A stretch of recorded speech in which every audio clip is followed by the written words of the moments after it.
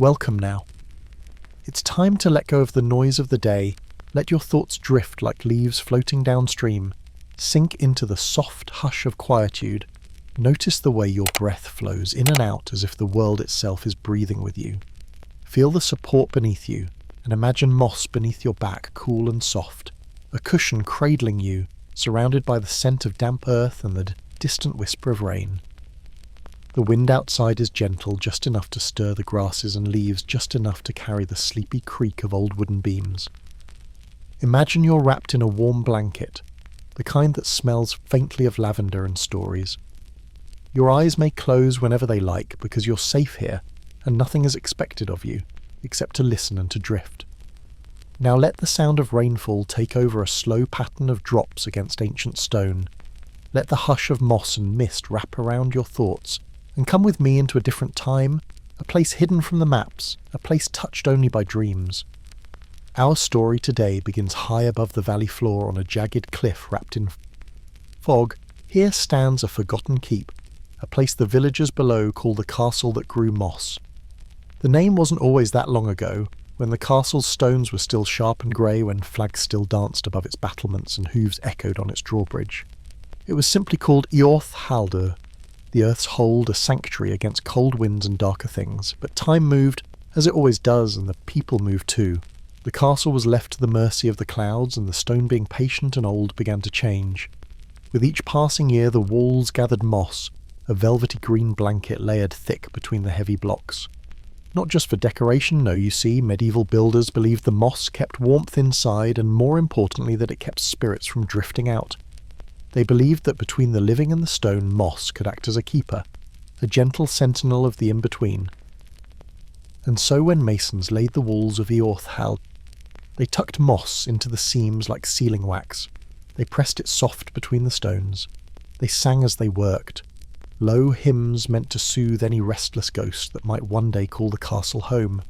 Even now, if you pressed your ear to one of those walls, and if the wind is still enough, you might hear the hum of those ancient work songs carried in green tendrils echoing softly against time. Inside the keep, the air is thick with peace. No footsteps echo here, no clang of sword, only the hush of mossy silence and the steady drip of water from ancient wooden beams.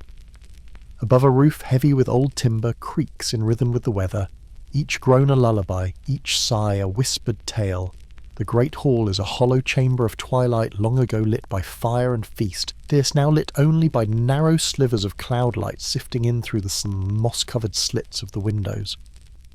A long table sits in the centre, its surface warped by time but still strong, still waiting. Chairs lean against it like tired soldiers resting at last, their legs softened by ivy and lichen, their arms blanketed in velvet green. At the hearth there once burned a fire so bright it lit every corner, its embers now cold, but you can still imagine the sound, the snap and crackle of seasoned wood, the dance of flame light on stone walls, warming faces, no longer here. They say if someone dreams within the castle walls, the structure shifts ever so slightly. No one knows why. Some say the castle listens, others say it remembers and reshapes itself according to the memories stirred in slumber. That's why those who find their way here, rare as they are, never leave quite the same. There's a woman named Mayrel who tends the path up the cliff. She lives in a cottage tucked under a leaning ash tree and has kept the winding trail clear for as long as anyone can recall. Her voice is soft like wool spun in quiet hands, and her memory holds more than she lets on. She tells those who ask, the moss was never just for insulation. It was grown cultivated, harvested with reverence from the shadowed sides of glens and brook-fed hollows, dried only lightly, then placed between stones with care. She tells of how the builders would walk barefoot through the construction to feel the energy of the ground, to listen to where the moss wished to settle. They believed that where the moss was happiest, the spirits would be calm, and where the spirits were calm, the keep would endure, and endure it did. Long after the banners fell, long after names were forgotten, Eorth Haldur stood, its name softened to whispers, its walls breathing quietly with rain and memory. One man who found his way there was a stonemason named Garin. He came not in search of treasure or fame, but simply quiet. He had built so many castles for so many lords, but none felt like home. His hands were worn, the lines in his palms deep with mortar and years. He followed the trail Merrill kept, asking no questions, offering no story, but in his eyes lived a weariness that only moss and rain could soothe. He entered the keep alone and laid himself beneath the arch of the old chapel, where vines draped like curtains and birds slept in rafters of hollowed oak. There, beneath layers of green, he let sleep take him, and the castle, as it does, shifted slightly. A beam tilted inward, a stone slid deeper into its pocket, just enough to cradle his dreams. When he woke, he wept, not from fear, but because he had heard the work song in his sleep, the one sung by hands that knew moss and mortar, a song his grandfather once hummed before dusk. Long before war, before toil, he stayed, not forever, but for a while, long enough to rebuild part of the outer wall, not with tools, but with touch and memory, and moss gathered from the edge of the north glade. Each night he slept again beneath the chapel arch, and each morning the castle settled a little more around him, as if embracing a brother returned when he left. The moss grew thicker on the stones he had touched, richer in colour, as though it remembered him too. Now, let the wind carry that story away for the moment. Let the sound of distant rainfall drift closer, soft and even. Let your breath move in rhythm with the quiet of the keep. Feel the moss beneath your body, cool but not cold, and know it will hold you until morning. Let the soft creak of old wood lull you deeper. Let the gentle drip of water remind you that nothing here is in a hurry, and neither are you. You are held in a place outside of time, and nothing is expected except rest. Let the green grow over your thoughts, soft and slow. Let the castle shape itself gently around your dreams. The days drift slowly here, as if time itself has taken to walking barefoot along the moss-lined corridors. Each morning the castle is wrapped in a silver fog, curled gently around the turrets and sloping roofs. It clings to the stones like a shawl, softening their outlines, muting their strength, as though the air itself wishes to hush the memories dubbed in a sleeping inside. The walls do not echo the way other walls do. They absorb sound, pulling each footstep into themselves, leaving only the faintest hush behind. It's as though the castle has grown fond of quiet, has trained itself to listen for the smallest sounds. A sigh, a breath, the soft shuffle of moss under heel. Birds nest in its eaves, but they do not call loudly. They chirp softly, as though they too are afraid to wake the deeper silences that live here.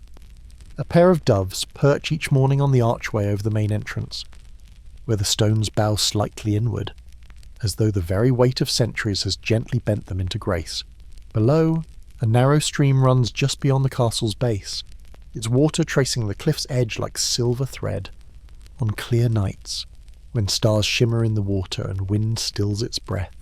you can hear a sound like singing coming from the stream. Not a voice exactly, but something older, something that stirs your chest in a way that words cannot. The castle once had a name for this stream, though it's mostly forgotten now, but Merrill remembers it. She calls it Violin, which in the old tongue meant the thread between waking and dream. She walks beside it sometimes, bare feet brushing the dew-laced grass, palms open, as though she's letting her hands gather the stories that drift there. She believes, as did the builders, that water carries memory, and that moss is the blanket it wears when it wants to rest. One afternoon, a traveller named Corwin arrived at the base of the cliff. He had been walking for many days, his boots worn thin, his eyes shadowed by a longing he didn't understand. He'd heard the stories whispered in low tavern corners, about a castle that listened, about a place where moss grew not just on stone, but in dreams. He climbed the path slowly, stopping often to rest each time he paused. He'd find something growing beside the trail, a patch of moss shaped like a spiral, a smooth stone embedded with flecks of silver, a feather caught between two blades of grass, as if the land itself was laying out small signs, tiny offerings, to ease his journey upward. When he reached the outer wall, he touched the stone with the back of his fingers. It felt warm, almost like skin, softened by the sun and the memory of those who had come before. Inside, he wandered without aim, letting the silence lead him, letting the halls speak in their own slow rhythm. He did not call out, did not knock, did not speak at all. Eventually, He found a chamber near the eastern turret, a small circular room with a domed ceiling and a single narrow window. Through it, he could see the valley below, lush and green, as if the world had been folded up and placed at his feet. The floor was thick with moss, a dense carpet of green and gold, soft enough to lay on, and so he did. He sank onto it, eyes open to the ceiling above, where faded frescoes still clung to curved stone. Pictures of vines and birds and circles within circles, symbols that meant nothing to him, yet made him feel safe, as though he had seen them in a dream long ago. He slept there. And as he slept, the castle moved, just a little, a gentle exhale of dust from between the stones, a sigh from the old beams, a shift in the way the shadows curled across the wall, and in his dream, he saw a girl with moss in her hair, her voice low, singing a song with no words. Just sound, just breath, just the echo of stillness. When he awoke, he remembered nothing, but his chest felt lighter, and the weight he'd carried for so long, the one he couldn't name, was no longer there. He stayed only a day, but he returned many times after, not to find something, but to leave something behind each time, a part of his burden, a piece of worry, a forgotten fear given to the moss, trusted to the stone. The keep accepted each offering quietly, never asking, never judging, and only holding it, softly, the way moss holds rain, outside. The seasons passed with little urgency. Spring came early in the high places, bringing pale blossoms that grew in cracks along the battlements, tiny white flowers that opened only in silence, petals trembling in the slightest breeze. In summer, the stone warmed and the moss brightened, glowing almost golden in the early morning light. Bees visited the flowering ivy, their wings a gentle hum, blending with the ever-present creak of wood. Like a song the castle sang to itself. Autumn draped the cliffside in bronze, leaves swirling down the narrow trail, covering the stones with colour before the moss reclaimed them. The air held the smell of smoke and sweet decay, and the castle walls grew thick with memory, holding the last warmth of the sun like an old man holding a story he hasn't told yet. In winter, the fog returned, thicker than ever, and the moss darkened, turning rich and velvet, absorbing the cold, the damp, the silence. Snow fell, but never gathered on the keep's roof, as if it respected the stillness within. Or perhaps the keep itself discouraged it, with a warmth that came not from fire, but from the slow, steady beating of remembered hearts. Mayerl says the keep dreams in winter, that its stones sleep deeply, and that the moss becomes its blanket. Its breath slows, its thoughts drift. That's when she walks the walls, touching each stone with her fingertips, speaking soft words in a language older than speech, words that sound like wind and water, and the low hum of earth turning beneath. No one knows how old Mayerl is, or how long she's kept the trail. Some say she came as a girl, and the keep took her in, fed her with mist, and taught her the language of moss. Others say she's a spirit herself, part of the stone, grown human only for the sake of those who need to find the castle. But she smiles when asked, and never answers. What she does say, quietly, is that the keep listens, and that it loves those who come in silence, those who bring no sharp edges, no heavy noise, only breath, and rest, and dreams. She once told a boy who came seeking answers that the keep isn't haunted, but haunting, not in fear, but in memory. It remembers those who touch it gently, and dreams them into its walls, so that they're never truly gone. When the boy asked if that meant they were trapped, she only shook her head and whispered, "No, they are held now. Feel your breath again, slow and even, in and out. Let your thoughts grow soft, like moss on stone. Let your worries fall away like leaves from a high branch. One by one, let the sound of rain return to your ears, dripping softly, carrying memory, but no urgency. You're safe here, held in silence, wrapped in story, cradled by green and old stone. Let your eyes drift closed, or stay open if they must. Let your mind settle. Let your body sink into quiet. The castle will shift for you too, just slightly, just enough, to fit the shape of your rest. Let go now, and let the keep dream with you." Our story continues where the mist clings thickest and the moss grows deepest underfoot, as though each morning the world must pause to remember itself, and the castle is its memory keeper, the one place where time is never forced to hurry and silence becomes a song with no end. The keep remains curled atop its cliff, like a sleeping creature gentle and vast and so old that even the sky seems to move slowly above it. Clouds roll lazily along the horizon, and the sun filters through like candlelight behind gauze gold and thin and warm, in a way that feels ancient, not bright, not sharp, but soft as breath on a cheek and within this hush, where birds call in whispers, and even the wind seems to tiptoe through the ivy. The castle listens, always listening, always remembering as moss continues to spread like a sigh against the stone, and inside the tower chambers there are still corners where time folds over itself, creating little pockets where a whisper spoken once may never fully leave, but instead loops gently forever like ripples inside a bell jar, and Meryl knows where these places are. She can walk a hallway and point softly to where a boy once cried for his mother, or a girl once laughed for joy, or a traveller once laid down a burden too heavy to carry elsewhere.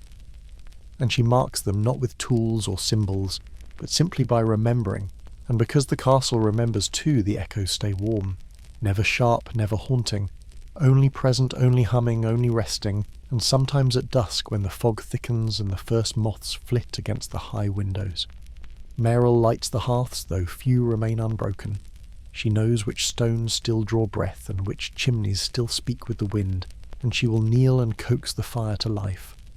Not with flint, but with story, she murmurs to the wood, as she stacks it and the flames come gently in answer, a soft glow rising like a memory being retold, and the room warms as the scent of smoke curls upward, not choking, not heavy, but sweet and slow, as if the fire itself remembers how to be gentle, and the stone walls absorb the heat with gratitude, creaking slightly as they settle deeper into their shape. And outside the rain might begin again, a fine mist that softens the edges of everything it touches, and you can hear it tapping gently against the old windows like fingertips, or perhaps like the sound of a forgotten friend returning. And that is when Meryl tells her stories quietly to the fire, not in a voice meant for anyone else, just for the stone and the moss and the keep itself. And though she does not speak loudly, those words seem to drift farther than sound, should travel curling through doorways and into stairwells and beneath lintels, like tendrils of ivy looking for light, and sometimes those stories find someone sleeping, someone who wandered in from the wild hills, someone who came with a restless heart and needed something older than comfort, something softer than hope, and in their dreams they will hear her voice, not as speech but as rhythm and warmth, like the way a lullaby feels when you cannot remember the words, but know them anyway, and they will sleep deeper, and the castle will shift again only slightly, only just enough to hold them better. And so the keep goes on with no guards, no kings, no banners, and yet it rules over something vast and unseen, not with power, but with presence, not with command, but with care. It has become something beyond the walls. It grew from it, has become shelter for sorrow and sanctuary, for the quiet. And as word of it spreads, not through proclamations, but through dream and rumour, and the gentle aching pull that some feel in their chest when the wind changes, more travellers arrive. Some stay for hours, others for days, some never speak a word, and some weep and then smile and then leave lighter than they arrived. And the castle asks nothing of them, only offers a place to rest and a place to be held, and perhaps most sacred of all, a place to be forgotten just long enough to remember who they really are. Meryl walks among them. Sometimes, not as guide, but as witness her bare feet silent against the moss, her breath in time with the keep, and if someone speaks to her she will smile softly and listen, and sometimes she will answer in riddles or stories, or simply place a hand over theirs, and in that touch there is no magic, and yet something lifts like the corner of a shadow, like a heavy cloak falling to the floor, and those who leave often find they are not quite the same, not changed dramatically, but gently shifted as though their thoughts now rest on deeper soil and their hearts beat slightly more in tune with stillness, and the memory of the moss never fully fades. They remember the softness under their fingers, the smell of stone and smoke, the creak of wood, and that strange sensation that the walls knew them, that they were not visitors but kin, and that the castle had always been waiting for their return, even if they did not know it. And if they find themselves waking in the middle of a sleepless night, or standing at the edge of a difficult hour, they may close their eyes and the sound of gentle rain will come unbidden, and the image of green walls rising through mist and the hum of the hearth crackling low, and they will feel that quiet once more, as if the castle still lives within them, as it lives in all who find it, and even if they never return in body, they will have left part of their breath behind and taken something softer back into the world, and the keep remains watching without eyes, listening without ears, loving without arms, just there atop the cliff wrapped in moss and cloud and waiting for whoever might next need the silence it offers,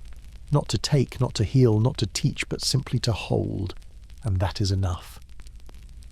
There was a room near the western arch where the light always fell in a certain slant, as though the sun remembered something tender about the stone there, and wanted to kiss it each day without fail, and in that room the moss grew the thickest, not just across the floor, but up the walls and around the frames of windows in spiralling waves that seemed to mirror breath slow and wide and full, and those who found that room often stayed in it for a long time, without realizing how many hours had passed, for time had a way of softening its hold inside those walls,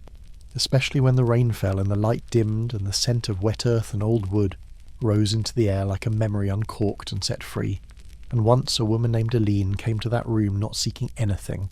not expecting anything, only carrying a journal with blank pages and fingers ink-stained, and tired from the noise of the world she had fled. And she sat in the moss, not minding the damp, not worried about the chill, and for the first time in years her hands did not reach for her pen. Instead, they rested palms up on her knees, and her breathing slowed, and something in her belly that had been clenched for so long finally softened, and she wept a little, but not from sorrow, from relief, from stillness, from the strange welcome that the room gave without needing words or gesture. And later, when her hands did find the pen again, the ink flowed easier, and the words came quieter but deeper, and she filled those pages not with plans or stories or grievances, but with silence shaped into syllables like prayer and breath. And by the time she left, she no longer needed to ask why the moss grew between the stones, or how the castle moved when someone dreamed inside it, because she felt it not as knowledge but as truth that lived in her bones now, and long after she returned to her city and her clocks and her deadlines, she still found herself pressing her fingers to cold walls as though searching for softness, or pausing in doorways as though waiting for the stone to breathe, and she was not alone in this, for others too carried the keep with them once they had touched it. Not as a place, but as a rhythm, as a way of moving through the world with quieter steps and open palms. And the castle never minded when they forgot or strayed or fell back into noise. It only waited. Always. It never punished, never called out, never grew bitter. It simply remained like an old friend with infinite patience, always ready to wrap moss around the weary and the lost. And Meryl understood this better than anyone, and she taught it not through lessons, but through being, through moving, through tending. And once each month, when the moon rose full and heavy, like a silver bowl turned upside down, she would climb the narrow steps of the eastern watchtower, carrying a small bundle of dried herbs, a bowl of water, and a candle carved with rings, and she would sit at the very top where the wind was strongest and the stars clearest, and she would light the candle and dip her fingers into the bowl and speak words not meant for language but for listening. And sometimes she would sing, but not songs of melody, just single notes held long and low, like a breath, like a calling,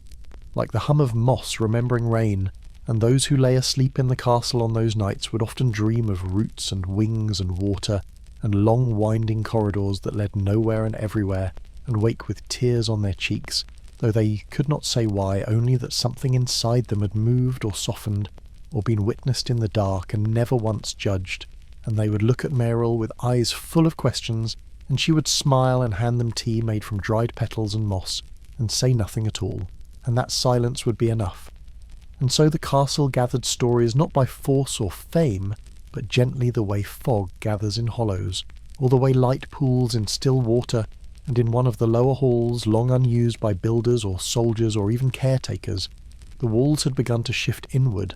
not dangerously but slowly, as if embracing themselves, and in that space mushrooms now grew tall and delicate white caps, and thin stalks lit faintly by a shaft of light that slipped through a crack high above, and creatures of the wood sometimes came here, small ones, curious ones with soft paws and twitching whiskers, and feathered bodies that nested between stones, and Meryl never tried to stop them, never chased them, for she believed what the old builders knew, that the keep was never meant only for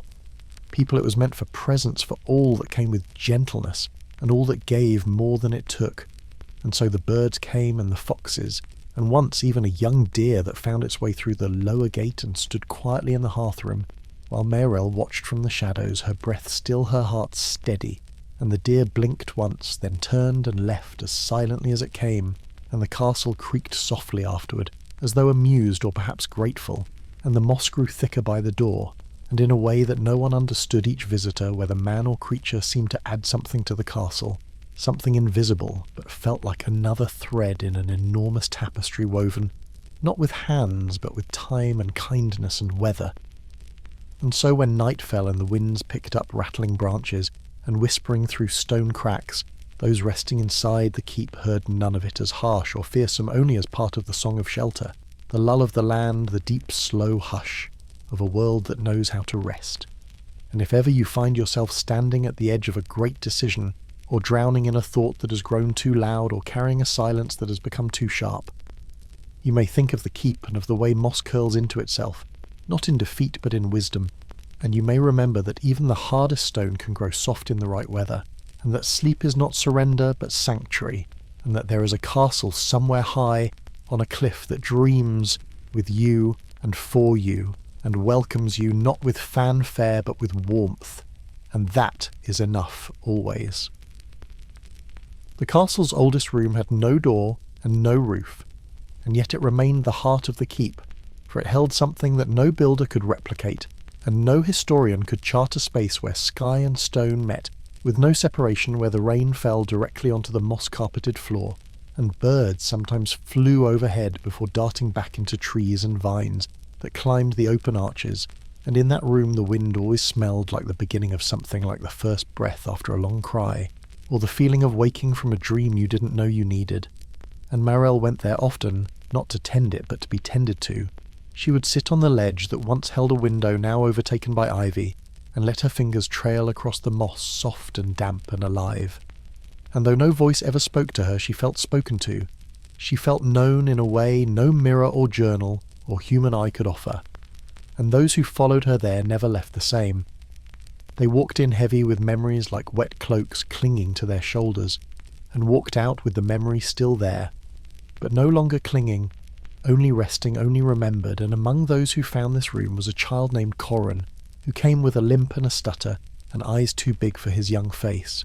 eyes that had seen too much and been comforted too little, and he said nothing when he arrived, only sat by the wall and watched, and the castle watched back, not with eyes but with breath and patience. And Corin stayed longer than most wandering halls, and whispering softly to the moss as though it would answer, and in time it did not in words but in warmth his stutter slowed. His limbs relaxed, and he began to hum little tunes he did not know. He knew tunes that seemed to rise from the stones themselves, and Meryl listened and nodded and brought him warm broth and let him be, and when he finally left, he left behind a tiny carved bird nestled in the moss near the eastern arch, a small gift for a great silence, and the castle held it gently, the way one might hold a curled leaf or a teardrop. And in other seasons, when the rains were heavier and the winds less gentle, and some rooms flooded slightly and mushrooms grew overnight like thoughts breaking through quiet minds, Meryl would walk barefoot, still her skirt damp at the hem, her lantern held high, but low enough not to disturb the sleep of spiders or owls. And in those walks she would hum a tune of her own, a rhythm not for entertainment but for remembering, and the keep responded not in sound, but in settling in the way its stones seemed to sigh, or the way the floors curved gently underfoot, as if reshaping themselves to her passage, and the moss grew ever thicker, ever more intricate. Some believed it was a single living entity that had wrapped itself around the bones of the castle in love. Not conquest, and others believed it was the memory of every dream ever dreamed, within those walls, pressed into softness, and grown green and cool and kind, and though no one could prove such things, they felt true, and that feeling was proof enough. And so when a young couple came hand in hand, unsure of where they were going, only that they needed quiet, they were welcomed, not with words, but with warmth. The hearths lit themselves that night, or so it seemed, and the beds, though ancient, were soft and dry, and the wind curled gently through the upper halls, whispering lullabies of forgotten origins, and they stayed 3 nights, and on the 4th morning, left arm in arm with slower steps and fewer words, and behind them the castle settled a little deeper, as though sighing in contentment, and moss curled just a little farther along the stones where they had rested. And in time others came, not in crowds, never in numbers, that disturbed the silence, only ever in pulses, like breath, a traveller here, a seeker there, an old soul looking for stillness, or a young heart looking for a story. And all found something they could not quite name and did not need to, and Meryl remained the quiet witness to it all, not ruler, not guardian, only presence. And her hair grew silver, and her voice grew softer, and her steps more careful but never weak,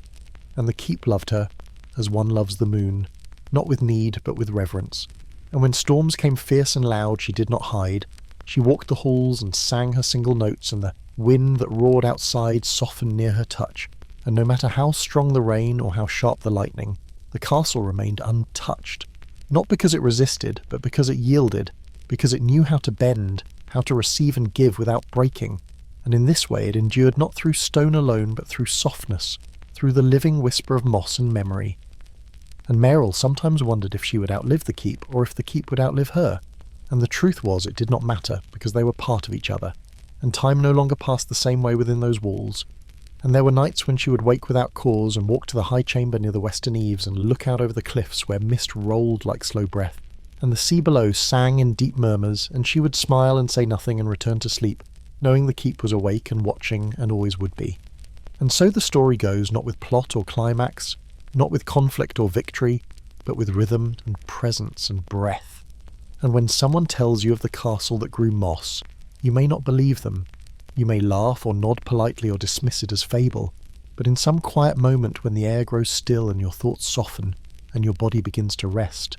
you may remember something you've never seen, a place with no name and green walls and the scent of old stone and wood smoke, and you may feel your breath slow and your eyes grow heavy.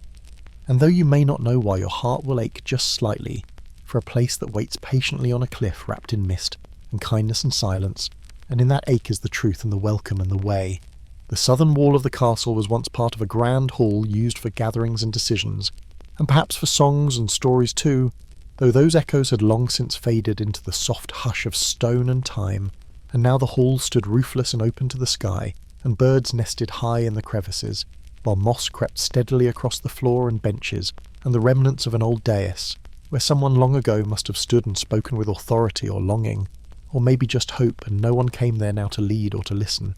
Not in that way, but Meryl came sometimes with bundles of herbs, and she would lay them gently on the stones, not as offerings, but as thank you for holding so much for so long, thank you for letting go without complaint. And the hall never responded in thunder or sign, it only softened a little more, each time its edges curling under moss like fingers closing in sleep. And those who wandered through it in search of nothing often left with something they could not name, a sense of stillness, or of recognition, or of remembering something they'd forgotten but missed deeply.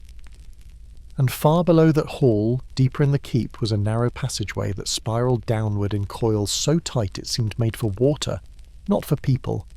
And yet the stones were worn with centuries of feet descending, and the walls shimmered faintly with the trace of old minerals, and each step downward felt quieter than the last, as though sound itself grew weary and respectful, and at the bottom was a chamber that no torch could fully light and no voice could fully fill it, held the kind of dark that wrapped around you like a shawl, not threatening but absorbing.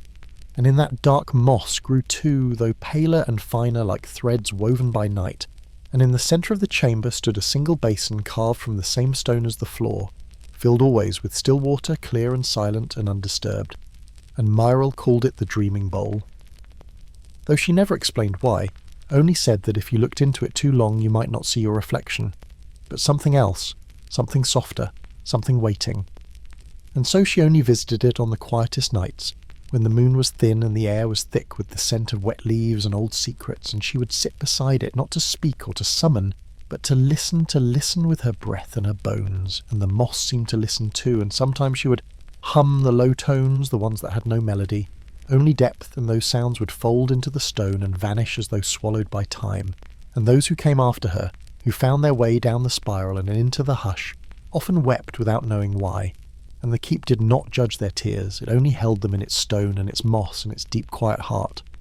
And over the years the story of the castle changed, not because its truth changed, but because people did. Some called it sacred, some called it haunted, some said it healed, and some said it dreamed, and none were wrong and none were wholly right, for the keep was not a place to be explained, only experienced, and when the first snow came each year, it dusted the moss with white and laced the high windows with frost, and the wind turned colder, but not cruel.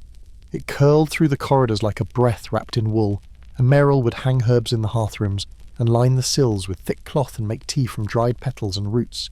steeped slowly and served warm.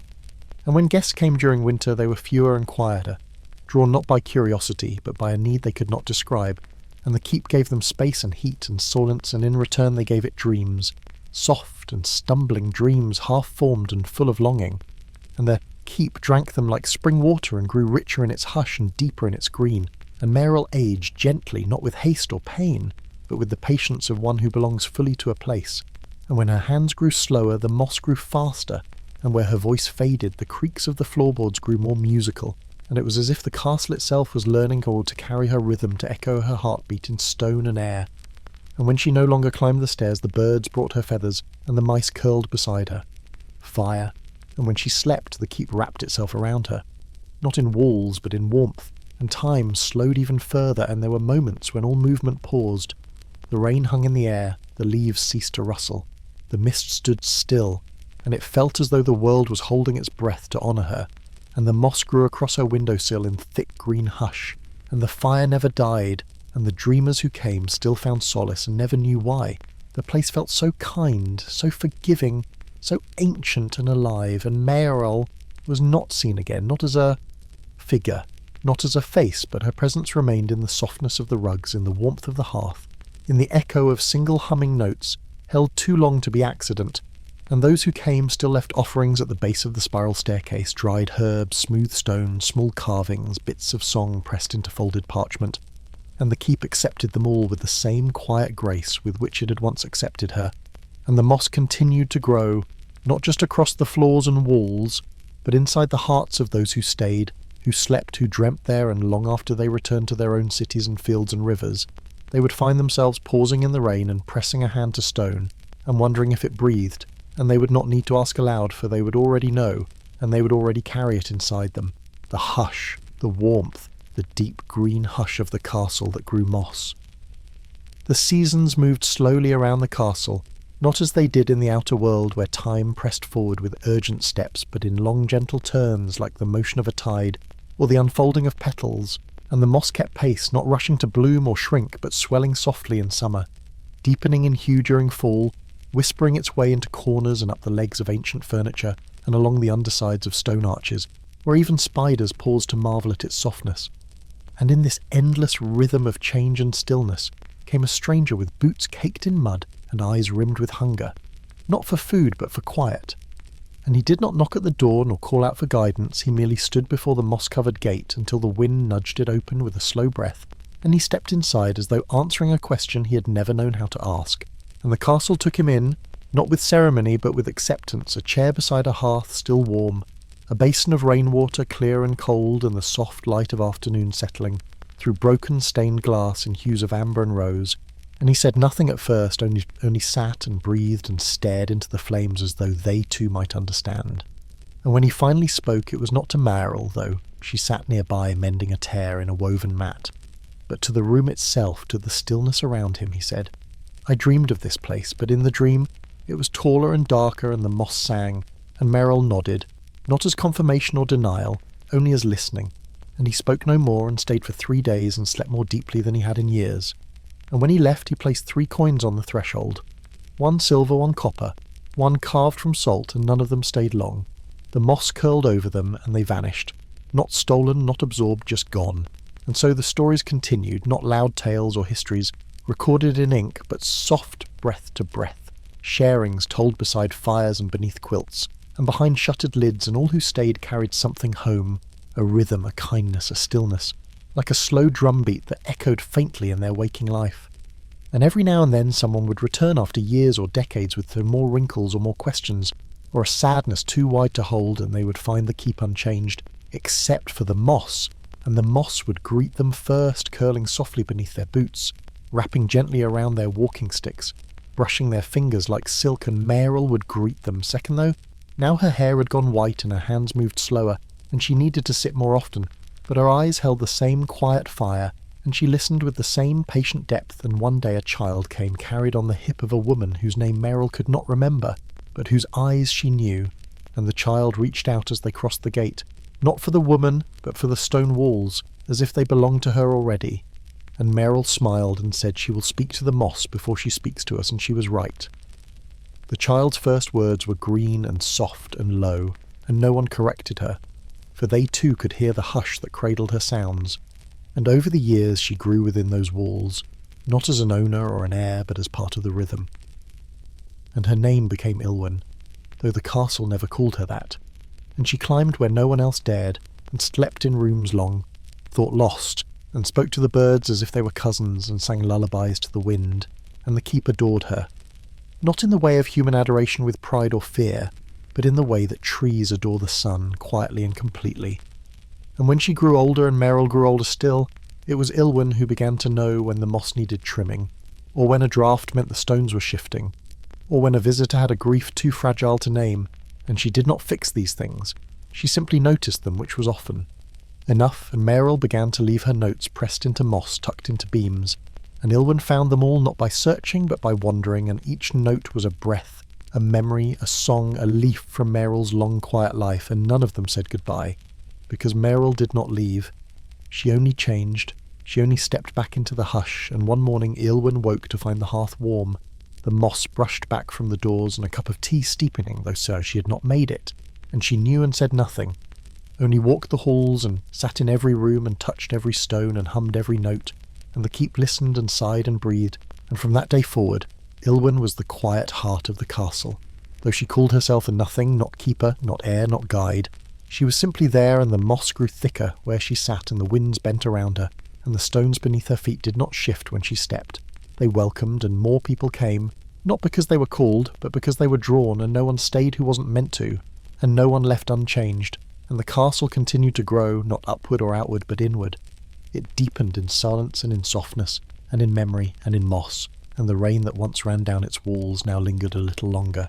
as if it too wished to listen, and the crows perched closer, and the foxes lingered in the yard, and the roots of trees wrapped gently around the base of its towers, and all of it breathed together one great quiet presence, one living memory wrapped in green and stone and hush. And Ilwyn sat in the highest chamber, the one with no ceiling, and watched the sky flicker from dusk to dawn, and knew without knowing that the castle had never been built, but had always been waiting. There was a day when the rain did not fall, though the sky was heavy and low, and the wind had gone silent, and the leaves held still on their branches, as if they too were waiting. And in the castle Ilwyn stood at the threshold of the east tower, the one where the light touched earliest, and she held in her hand a bowl of water drawn from the inner well, the one that ran deeper than roots and older than names, and she stepped quietly through the ivy-covered arch where once a door had swung, and now only moss marked the boundary, and the tower inside was tall and hollow and open to the sky, and its walls had long since crumbled in places, but its heart still held, and she climbed the spiral that remained half stair, half ledge, and every step was firm as if held up by trust alone, and she reached the top where wind moved but did not press, and she poured the water into a groove carved centuries ago, a shallow winding path along the edge of the stones, and the water trickled softly along it as if remembering. And in that moment the sky exhaled, not with thunder, not with light, but with breath, and a single drop of rain fell not from a cloud, but from the stone itself, from the tip of a weathered carving of a fox whose mouth opened to the sky, and Ilwyn watched as the drop landed in the moss and was gone, and she smiled and sat, and the castle settled as though relieved. And around her the moss shifted slightly, not in growth but in tone, and birds returned to their songs, and the breeze rustled again through the wild herbs, and the world resumed its slow rhythm. And from that day onward the east tower was not empty, for a light pooled there at dawn that did not fade until night, and those who sat in that light found answers they had not asked for, and peace they had not earned, and the castle did not judge it, only offered, and the moss grew ever upward, curling gently around the cracks in the old spire like fingers reaching for sky, not with greed but with wonder, and time passed, not in days but in breaths, in seasons that moved like the turning of pages, and Ilwyn watched it all with eyes that saw not just shape but story. And she knew the stones by sound, and the wind by its scent, and the moss by its mood. And she welcomed those who came not with questions but with silence, and the castle taught her to do so by example, for it never asked.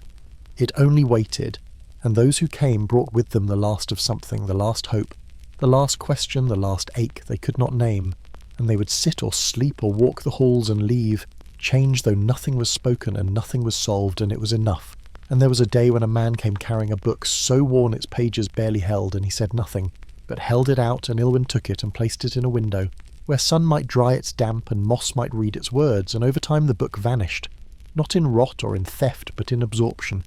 the pages curling into fern shapes, the ink drawn into green veins.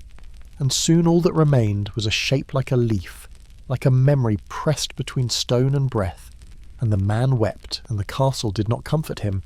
It simply allowed him to cry without being seen, and that was comfort enough. And there was a woman who came with songs locked in her throat, who sat beside the hearth and sang only when no one listened, and the keep heard her, and echoed her songs in the creak of rafters, and the drip of water, and the hum of wind through narrow halls, and she sang more until the song became part of the stone, and she left with a voice that no longer trembled, and the moss sang too, though only in silence. And there was a child who came afraid to sleep for fear of dreams, and the castle wrapped them in warmth and low sounds and slow shadows, and when they finally slept the moss grew around their bed in a perfect ring, and when they woke they laughed, and that laughter echoed longer than any word ever spoken there, and the keep carried it like a lantern in its deepest chambers, and Ilwyn saw all of it not as a caretaker, not as a healer, not even as a guide, only as a witness, and sometimes at dusk she would walk the length of the northern wall, the one overgrown with ivy and too dangerous to climb, and she would speak softly, not to anyone but to the stone itself. "Thank you," she would say. "Thank you for holding. Thank you for softening. Thank you for not forgetting." And the wind would answer not in words but in warmth, brushing her cheek with a leaf-scented breath, and the moss would shift its green ever so slightly toward her feet, and she would nod and continue, and the world outside the keep turned fast and bright.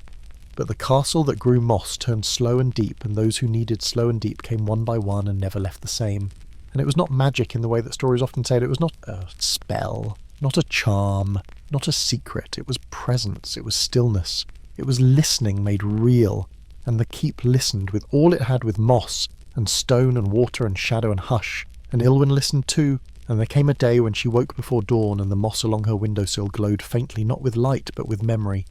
and she rose without some immediate speaking and walked the halls, not to check or clean or stir, but to remember, and every room she passed offered a breath, a scent, a hush, like a wordless greeting.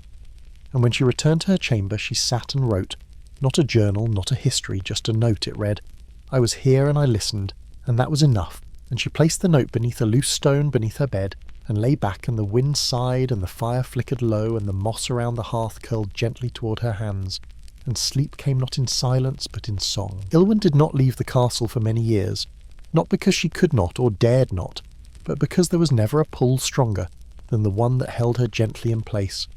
as if each morning the keep whispered, "Stay," and she did. And in her quiet tending, the walls grew warmer, the shadows softer, and the moss more vibrant. And one morning, after a night of especially vivid dreams, she awoke with a name in her mouth, one she had never heard before and could not forget, and she wrote it with her finger on the inside of the window pane where condensation had gathered, and the glass felt cool but not cold, and as her fingertip drew the final curve of the final letter, the air shifted, not suddenly, but like a pause between breaths, and she turned her head slowly, as the breeze passed through the chamber, though all the shutters remained closed, and she said nothing, only listened as always. And in the weeks that followed, more names came not all at once, but like pebbles dropped in a well, soft round syllables rising in her thoughts, and sometimes she would whisper them into the hearth where the embers listened, or into the moss that lined the inner edge of her door, and she never wrote them down and never asked why, for the castle had no use for why, only for is. And over time the moss began to bloom in places it had never bloomed before, small silvery threads like threads of light emerging from the dense green clusters and curling upward for a day or two before fading back into softness. And she took this as a nod, a response, a language, and she began to hum when she cleaned and speak aloud when she walked. Not because she expected an answer, but because it felt right, and in those quiet murmured thoughts she spoke of the dreams she had, and the dreams others brought, and how they echoed in the stones like distant footsteps or dripping water. And sometimes she spoke of the past, not her own, but the one she had learned through touch and tone, the past of the keep before it had moss, before it had silence, before it had memory. And what she knew was this: the castle had once been louder, grander, filled with clang and clatter and sharp smells of metal and fire, and shouted orders and thick boots, and none of it had suited the bones of the place. And so the moss had come not as invasion but as answer.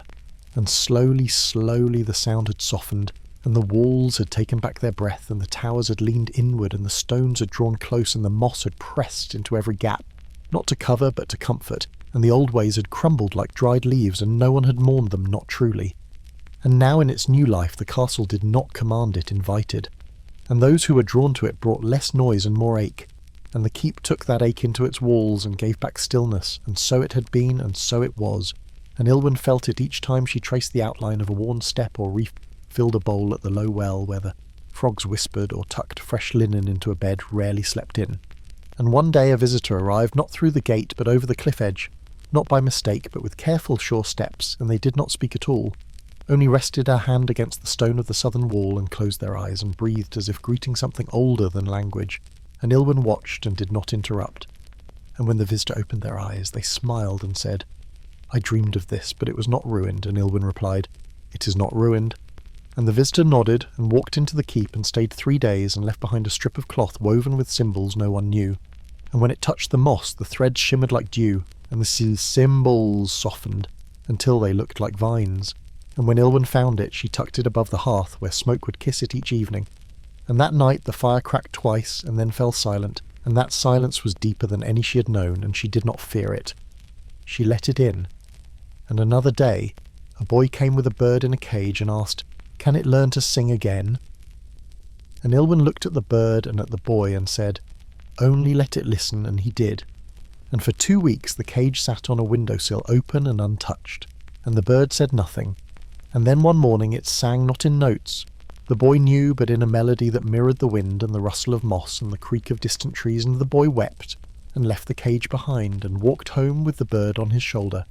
And in the years that followed the keep heard echoes of that song from far beyond its walls, and it knew the world had not forgotten it,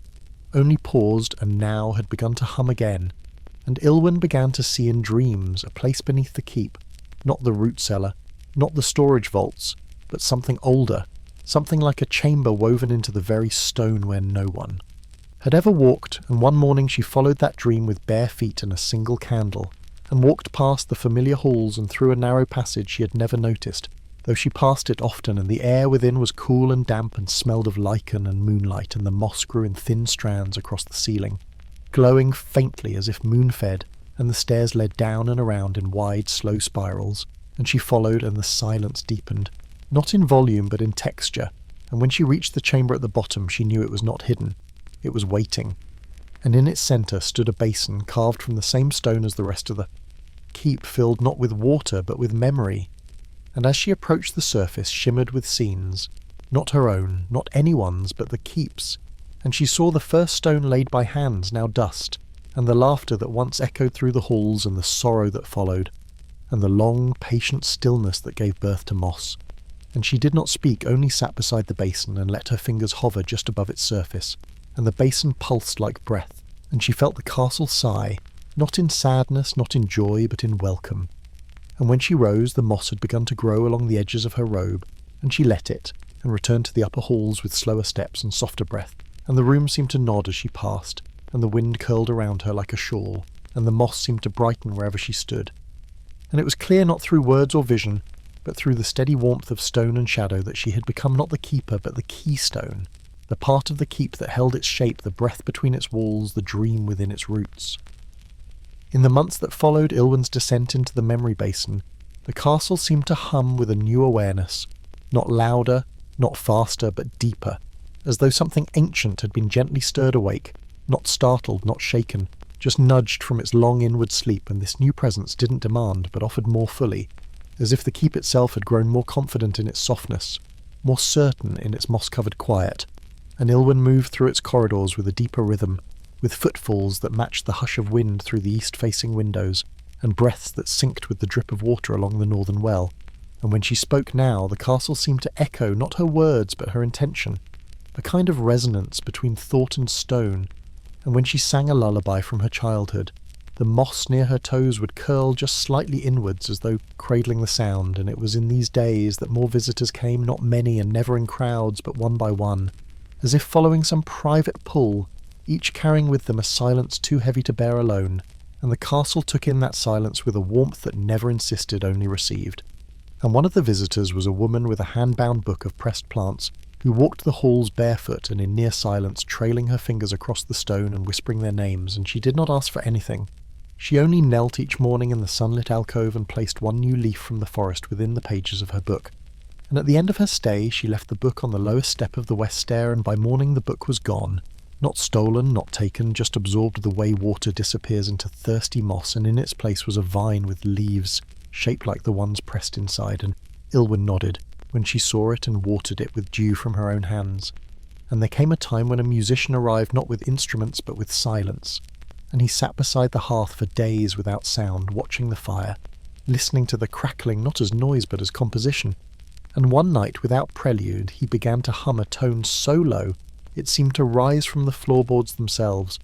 and as he hummed, the moss along the hearth glowed faintly, not in brightness but in pulse. And when he finished, he said softly, "I thought I'd forgotten how," and Ilwyn simply placed a hand over his heart and said, "You didn't," and he wept and left at dawn and never looked back, and the castle did not call him back, nor did it need to, for his hum had joined the keep's memory and would echo long after footsteps faded. And on a still morning in early spring, when the frost had not quite given way to bloom, a child wandered into the castle, not led, not lost, just drawn, and she wore a crown of dandelions and a smile too wide for sorrow, and she climbed the stairs without pause, sat on the ledge of the broken south tower and sang to the sky, a song without words, and Ilwyn sat beside her and listened, not to the notes but to the joy. And when the girl was done, she said, "The castle is happy," and Ilwyn asked how she knew, and the girl replied, "It told me," and Ilwyn did not question, only said good, and the girl left with a petal in her pocket, and never told her name, and the wind that night tasted of honeysuckle and warm milk, and the keep sighed contentedly. And in her dreams, Ilwyn saw the moss stretching its arms further through the foundation, not in conquest but in comfort, reaching downward and outward. And one day she awoke with her fingertips tingling and found that the stone beneath her bed had softened ever so slightly, not crumbling, not breaking, but yielding. And when she stepped onto the floor barefoot as always, the warmth of it met her soles like a greeting, and she walked the length of the hallway and noticed that her shadow flickered differently, now not following but walking beside, and the walls had begun to bloom with threads of silver moss, not reflective but iridescent, and she felt no fear, only gratitude. And as she entered the library, a place few visited, she found the books had changed not in content but in feeling, and when she opened one at random, it smelled not of dust but of lavender and dusk, and the pages turned with the ease of breath, and within the margins new lines had appeared, written in no ink she knew and in no language she recognised, and yet she understood them clearly. They said, "You are part of the remembering now," and she whispered thank you and closed the book gently. And from then on the castle's breath seemed to match hers, heartbeat for heartbeat, breath for breath, and the moss no longer just filled the cracks. It adorned the walls like lace, and dressed the beams in soft ribbons, and trailed along her arms as she slept without binding, without weight, only presence. And she began to dream of a door, a round moss-covered door deep within the wall itself, and each night the dream drew her closer, and one morning she woke with the name of that door in her mouth, not spoken but known, and she dressed in her softest robe and followed her instinct through passages and arches past rooms forgotten by the waking world until she stood before it. The door smaller than expected, round and dappled with green and brown and stone, and before she touched it, it opened not with a sound but with a sigh, and inside was not a room, not a hall, not a stairwell but a space, a memory made solid, a chamber that felt like thought, and in its centre stood a single vine spiralling upward into the unseen, above glowing with quiet pulse. And Ilwyn stepped inside, and as she did, she felt every moment she had ever witnessed in the castle pass through her, not visually, not as a story, but as a sensation warmth, where there was joy, stillness where there was grief, wind where there was release. And she understood then that the keep had always been alive, not as a creature but as a rhythm, and the moss was its heartbeat and she its breath, and the visitors were its dreams, and she stood within that space and simply listened, and the vine responded by blooming one petal at a time, each one opening without haste like time unfolding. And when the final blossom opened, it released a scent not floral, not sharp but familiar, the scent of old pages and soft rain and firewood and clean linen and freshly turned soil and memory. And she closed her eyes and breathed it in and said softly, "I will remember." And the vine curled gently toward her, and then settled, and the space dimmed, not with darkness but with peace. And she stepped back out, and the door closed behind her and was gone, and she returned to the hearth and sat by the fire, and knew without doubt that the castle had given her its true name, and she would carry it not in words but in the way she moved through shadow and light, and in the way her presence soothed the silence, and in the way the moss grew now, not only in stone but in dream. And she knew she was not the last, and the keep would one day call another, but for now it was enough that she remained, that she listened, that she breathed with the stone, and that she dreamed with the moss as the season slid gently past like slow clouds across a mirrored lake. Ilwyn remained within the keep, never held there, never trapped, only endlessly invited. And the invitation was always silent, always warm, like a room already lit before she entered. And the moss that once had simply filled the crevices now painted the walls with patterns that changed from day to day, not randomly, but in a rhythm she came to know in her bones.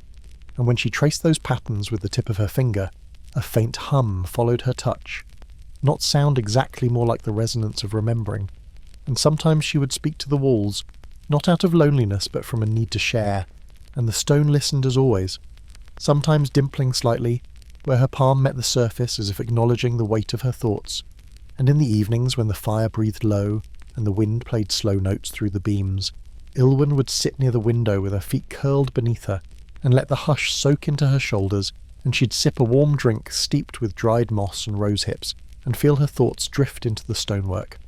And it was during one such evening that the stars outside shimmered, more brightly than usual, and a thin silver mist crept up the cliff path, not cold, not sharp, but curious. And from within that mist stepped an old woman, whose eyes looked like candle flames, steady and kind, and she carried a small bundle wrapped in bark and twine. And when Ilwyn opened the door without asking, the woman smiled and said, "I have brought something back," and Ilwyn nodded, as though she had been expecting this, and guided her inside. And the old woman did not speak much. She only placed the bundle beside the hearth and said, "Let it rest." And as the firelight touched the bark, the twine loosened, and the wrapping fell away to reveal a stone, not large, not smooth, just a simple weathered stone like any other. And yet when Ilwyn looked at it, she felt her breath slow and her eyes prickle, and she knew without knowing how that the stone had once been part of the keep long ago, and had wandered far and now had returned, and she placed it gently near the centre of the hearth and whispered, "Welcome home." And from then on the fire burned steadier and warmer, as though its heart had been made whole, and the old woman stayed for one night only. And in the morning she left before dawn, her footprints already covered by the moss by the time the sun rose. And Ilwyn stood by the door watching the mist sink back down the cliff, and in the silence that followed the keep,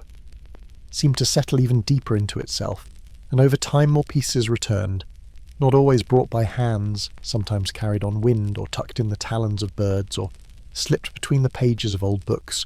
and each one Ilwyn welcomed with a soft word and an open palm, and each one found its place within the keep as though no time had passed, and soon the keep was more whole than it had ever been, not just restored but remembered, and within that fullness Ilwyn felt her dreams stretch further, no longer confined to the chambers and towers, but spilling into the roots and cliffs and skies, and in one dream she saw the keep breathe, not metaphorically, not imagined, but truly the whole of it expanding just slightly, and then releasing a sigh that rustled every leaf in the surrounding forest. And when she woke she knew it had happened,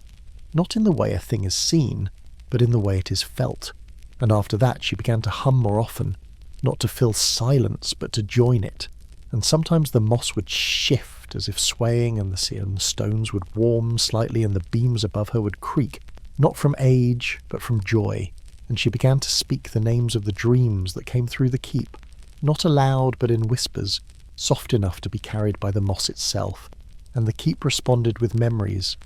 not as visions, but as warmth along the spine and weightlessness behind the eyes, and it became clear that the moss did not merely grow, it remembered, and when Ilwyn pressed her ear to a thick patch near the west window, she could sometimes hear faint heartbeats, not her own, not human, but steady, ancient and patient, and she would close her eyes and let that rhythm guide her. And on one particular morning when the rain fell gently and steadily, and the sky glowed with that bright grey that comes before bloom, a traveller arrived wearing nothing but a cloak and a ribbon of ash across their brow, and they did not knock, did not speak, only placed a bundle of twigs and bone at the base of the outer wall and bowed, and Ilwyn watched from the tower window and felt a tug in her chest. Not sorrow, not fear, just the ache of returning. And when she went down later, the bundle was gone, but in its place had grown a ring of moss darker than the rest, soft as breath, and from that day the wind that moved through the halls carried a deeper sound, something round and echoing like a drum, half heard through a dream, and it calmed the rooms and sweetened the hearth. Smoke, and in the dream that followed, Ilwyn stood in a hallway made entirely of sound, and each step she took pressed a note into the air, and each note glowed briefly before fading, and she knew she walked not in memory, but in song. And when she reached the end of the hall, there stood a mirror of moss, not glass, not metal, but a living reflection that shimmered, and when she touched it, it rippled and showed her the keep from above, not as stone, but as pulse, not as building, but as being. And she understood then that the keep was not a place. It was a presence, and she was not its caretaker. She was its dreamer, and her breathing helped shape its edges, and her stillness held its centre. And when she woke, the moss beneath her pillow was cool and fragrant, and the birds outside sang a tune she had never heard before, and the sound curled into the chamber like steam, and lingered long after the notes were gone, and Ilwyn sat up slowly and said, "Thank you." Not to anything in particular, but to everything, and the walls seemed to reply with a faint settling sound, and the light through the window warmed the stone, and somewhere below a drip of water echoed in perfect rhythm with her heartbeat, and the moss along the eastern sill began to flower tiny pale blossoms that only opened when the room was silent. And in that moment the keep felt more. Ilwyn did not leave the castle for many years, not because she could not or dared not, but because there was never a pull stronger than the one that held her gently in place, as if each morning the keep whispered, "Stay," and she did. And in her quiet tending, the walls grew warmer, the shadows softer, and the moss more vibrant. And one morning, after a night of especially vivid dreams, she awoke with a name in her mouth, one she had never heard before and could not forget, and she wrote it with her finger on the inside of the window pane where condensation had gathered, and the glass felt cool but not cold,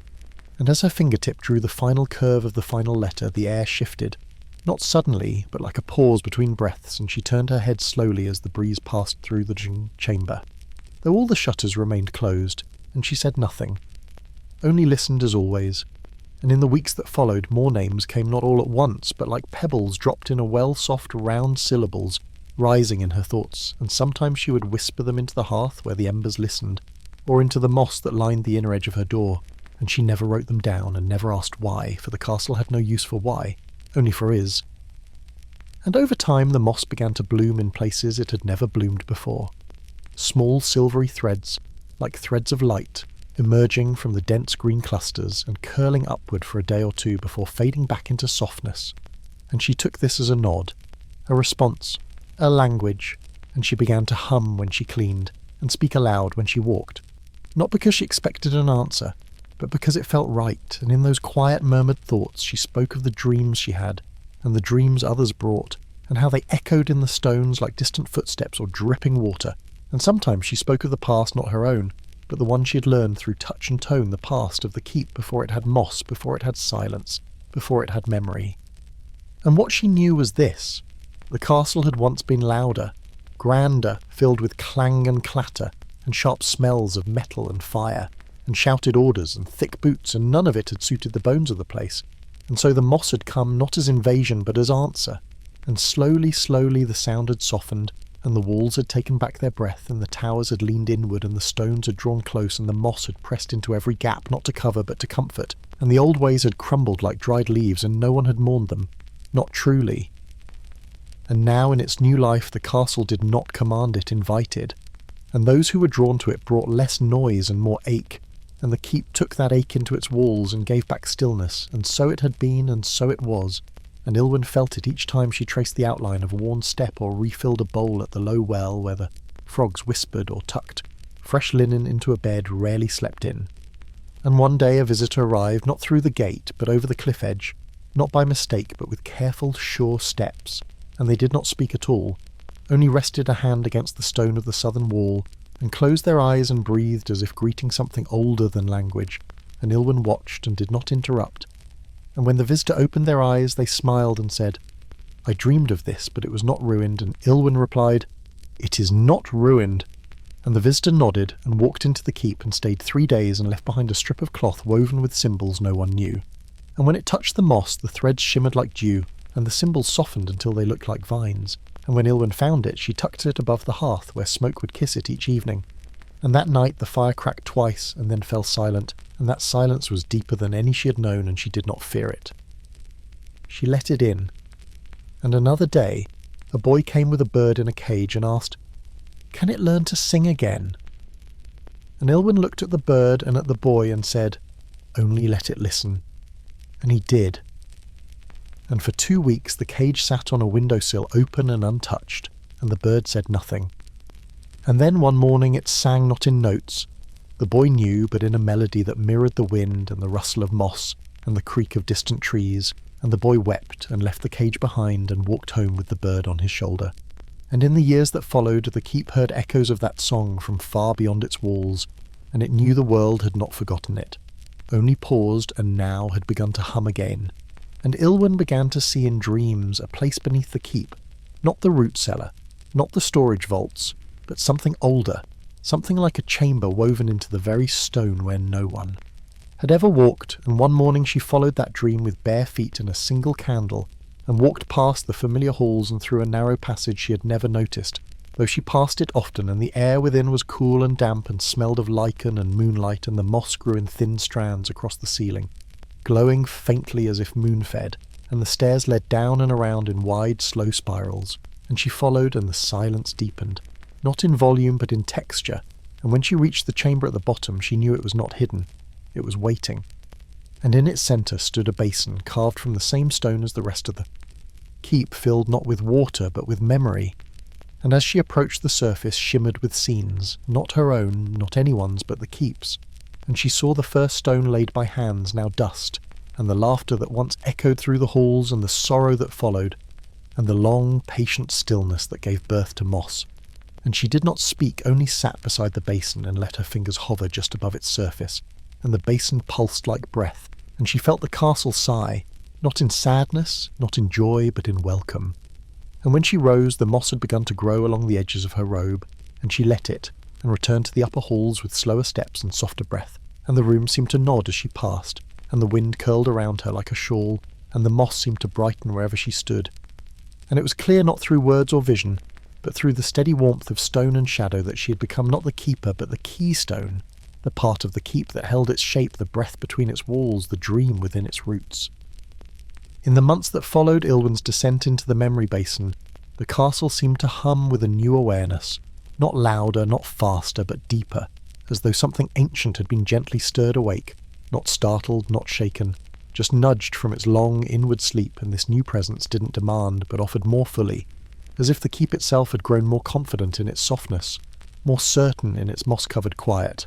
And Ilwyn moved through its corridors with a deeper rhythm, with footfalls that matched the hush of wind through the east-facing windows, and breaths that synced with the drip of water along the northern well. And when she spoke now, the castle seemed to echo, not her words, but her intention, a kind of resonance between thought and stone. And when she sang a lullaby from her childhood, the moss near her toes would curl just slightly inwards, as though cradling the sound. And it was in these days that more visitors came, not many and never in crowds, but one by one, as if following some private pull, each carrying with them a silence too heavy to bear alone, and the castle took in that silence with a warmth that never insisted, only received.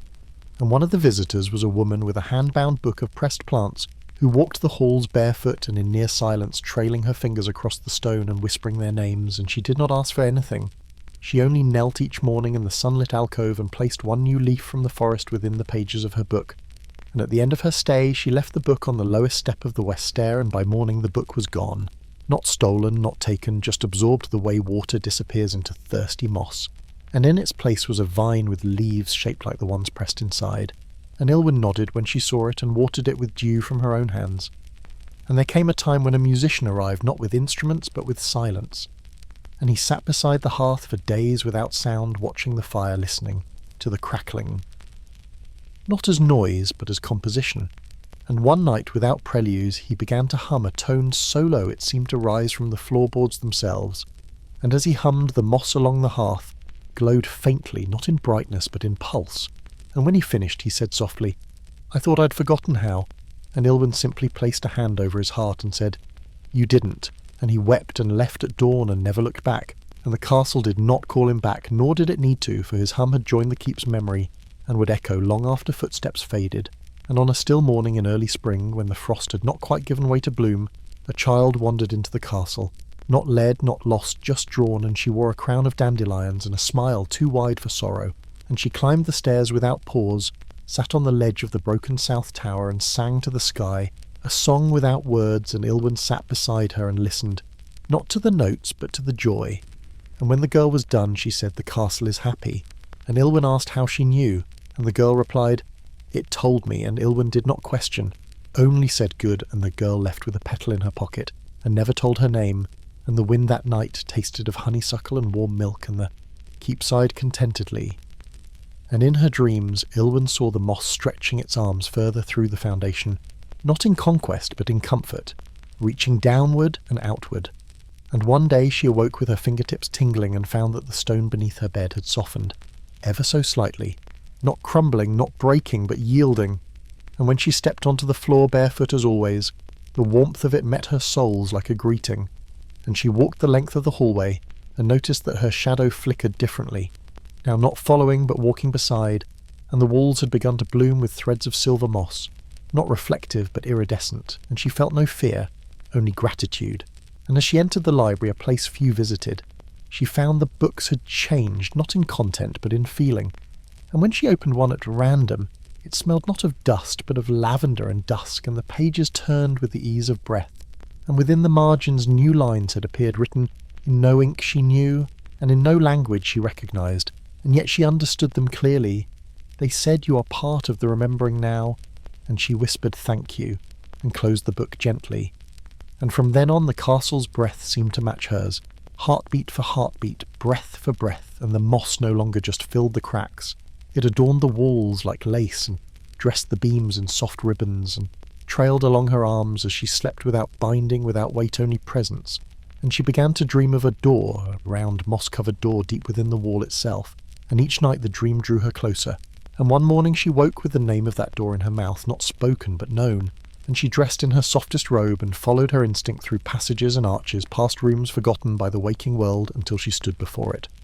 The door smaller than expected, round and dappled with green and brown and stone, and before she touched it, it opened not with a sound but with a sigh, and inside was not a room, not a hall, not a stairwell, but a space, a memory made solid, a chamber that felt like thought, and in its centre stood a single vine spiralling upward into the unseen, above, glowing with quiet pulse.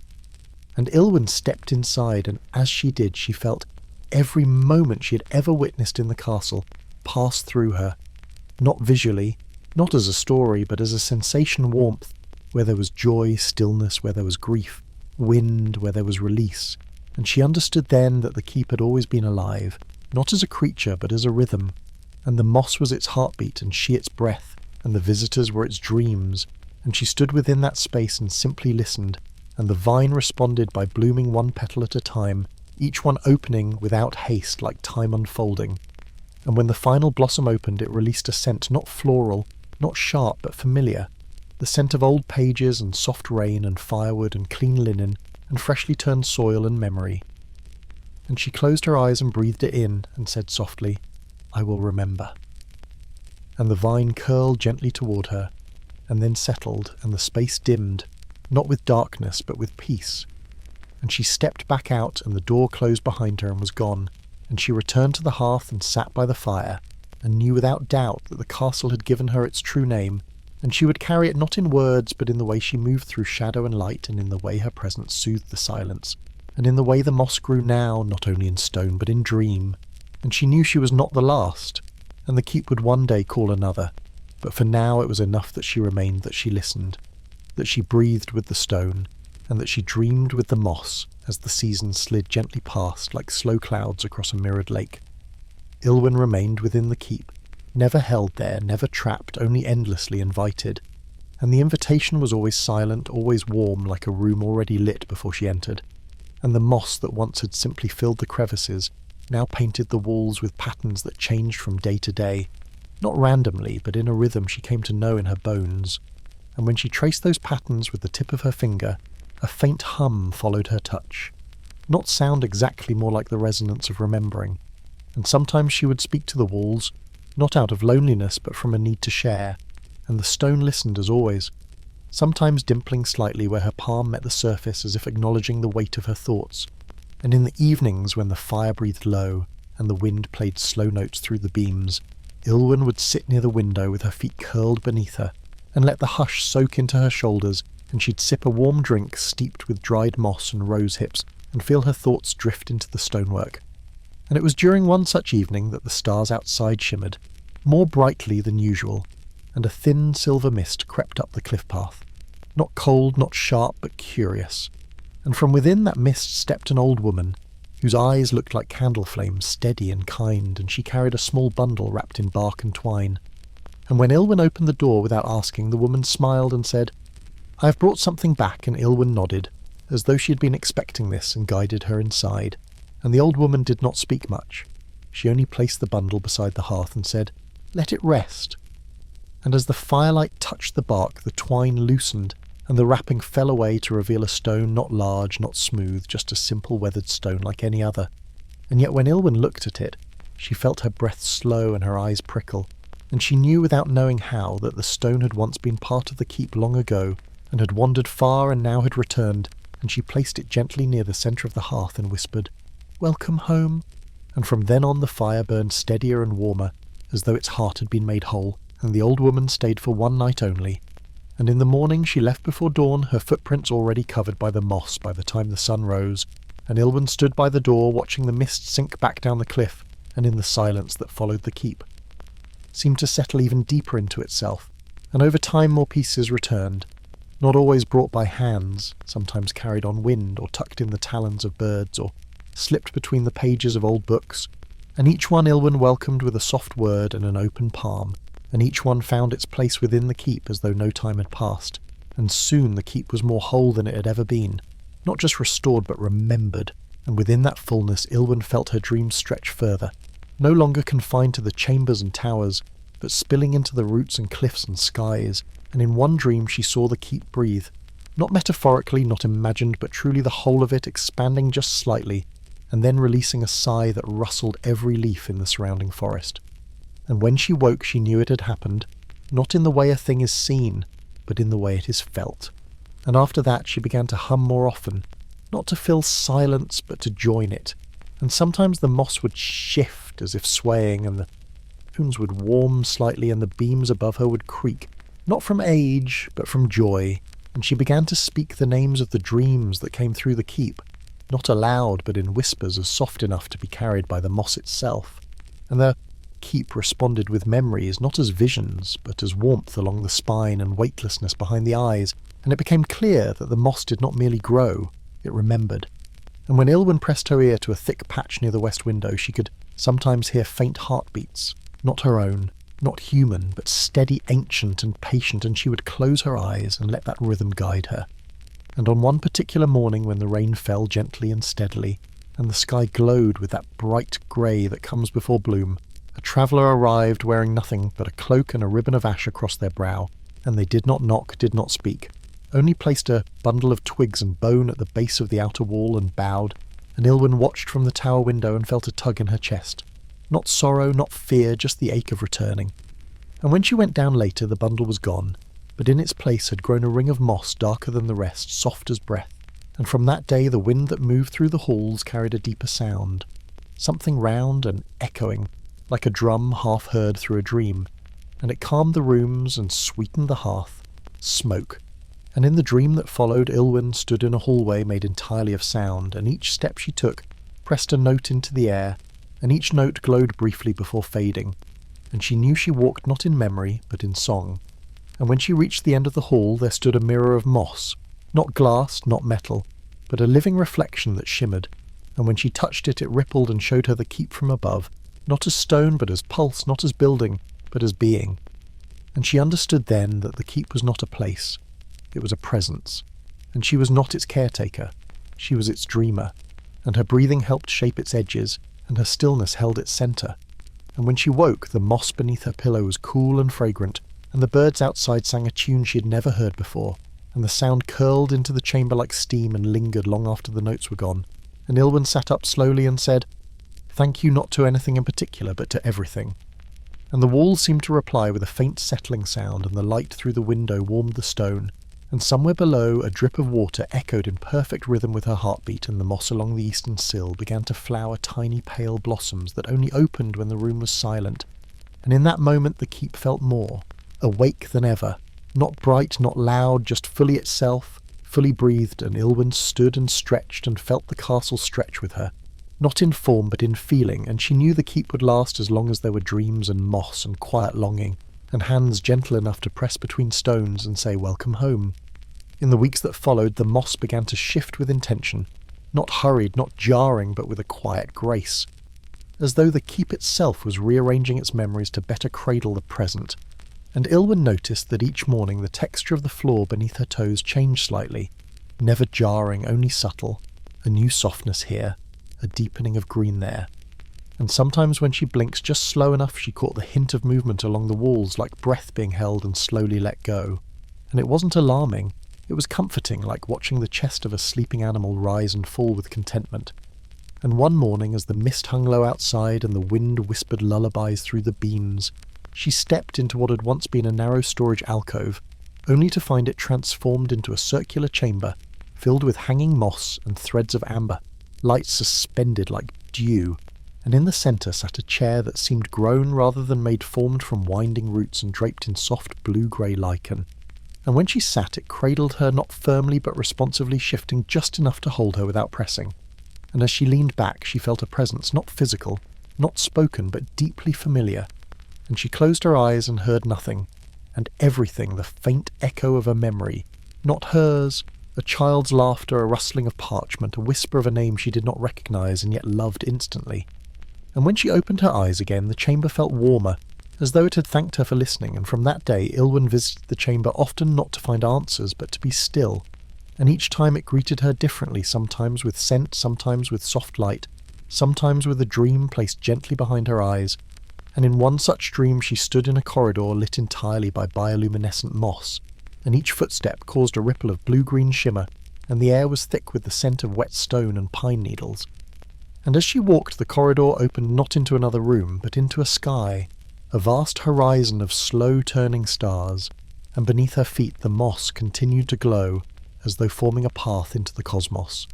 And in that dream she did not fear falling, she only walked, and the stars shifted to let her pass. And when she awoke, her pillow was damp, not with sweat but with dew, and her hair smelled faintly of cedar, and she whispered softly to the wall, "Thank you," for the stars, and the stone near her cheek warmed in response, and the quiet deepened around her like a cloak. And over time she came to understand the moss, not as plant but as memory, not as growth but as invitation. It did not simply insulate, it translated, and the keep used it the way breath uses air as medium and motion. And when she placed her hand against the oldest patch along the great hall's central beam, she felt a thrum so ancient, so tender, that she wept not out of sadness, but because it reminded her of being held as a child, before names, before thought. Just that simple knowing of warmth and safety and belonging, and the moss remembered everything. Not just what was spoken or done, but what was felt, and it carried no judgment, only continuity. It kept safe the horrors and joys and breaths of those who had come before, and it allowed the keep to grow, not taller, not wider, but deeper. And Ilwyn knew that the more she listened, the more it would share, and so she listened not only with ears, but with presence, and the keep answered, not with speech, but with synchronicity. A candle flickering at just the right moment, a door opening without touch, a breeze carrying the exact scent she needed to remember. And one evening, as dusk stretched long fingers across the courtyard, a soft knock came at the south-facing door, and Ilwyn opened it to find a boy no older than 10 with moss in his hair, and eyes the colour of stormlight, and he said nothing, just held out a small wooden bowl filled with water and petals, and she took it and drank. And when she looked back, he was gone, and she felt no worry, only calm, And that night her dreams were filled with rivers and wings and old songs, and when she woke her hand smelled of lilies, and the air around her pulsed gently as though remembering the boy's silence. And in the days that followed, the keep began to sing, not loudly, not constantly, but softly, in tones only heard between thoughts, long sustained notes that drifted through the rafters and curved along the stairs.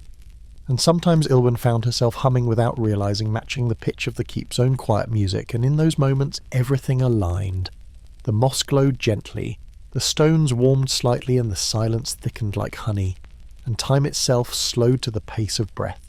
And it was in one such moment that she found a doorway where none had been before, not hidden, not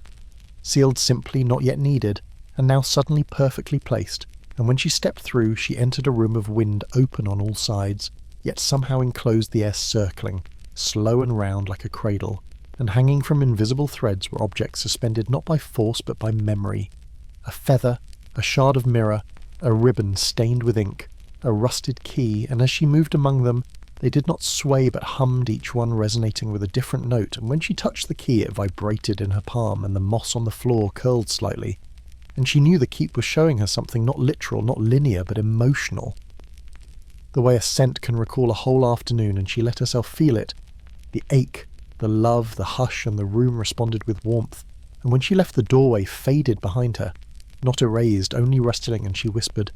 "I understand," and the keep seemed to breathe deeper, and the moss near her feet shimmered faintly, and the walls pulsed with welcome, and outside the clouds thickened, and rain began to fall soft and steady, a rhythm of remembrance, and she moved through the halls, lighting small lanterns with a single breath, each one flickering to life as if remembering how. And she set a bowl of fresh water near the hearth, and watched as it stilled, and in its reflection she saw not her face, but the castle itself, aged and ageless, a quiet witness to hundreds of seasons, and a keeper of every unspoken wish that had ever passed through its chambers. And she smiled not for herself, but for all of it, for the moss and the memory and the silence that held everything so gently. As autumn returned again, the air grew cooler,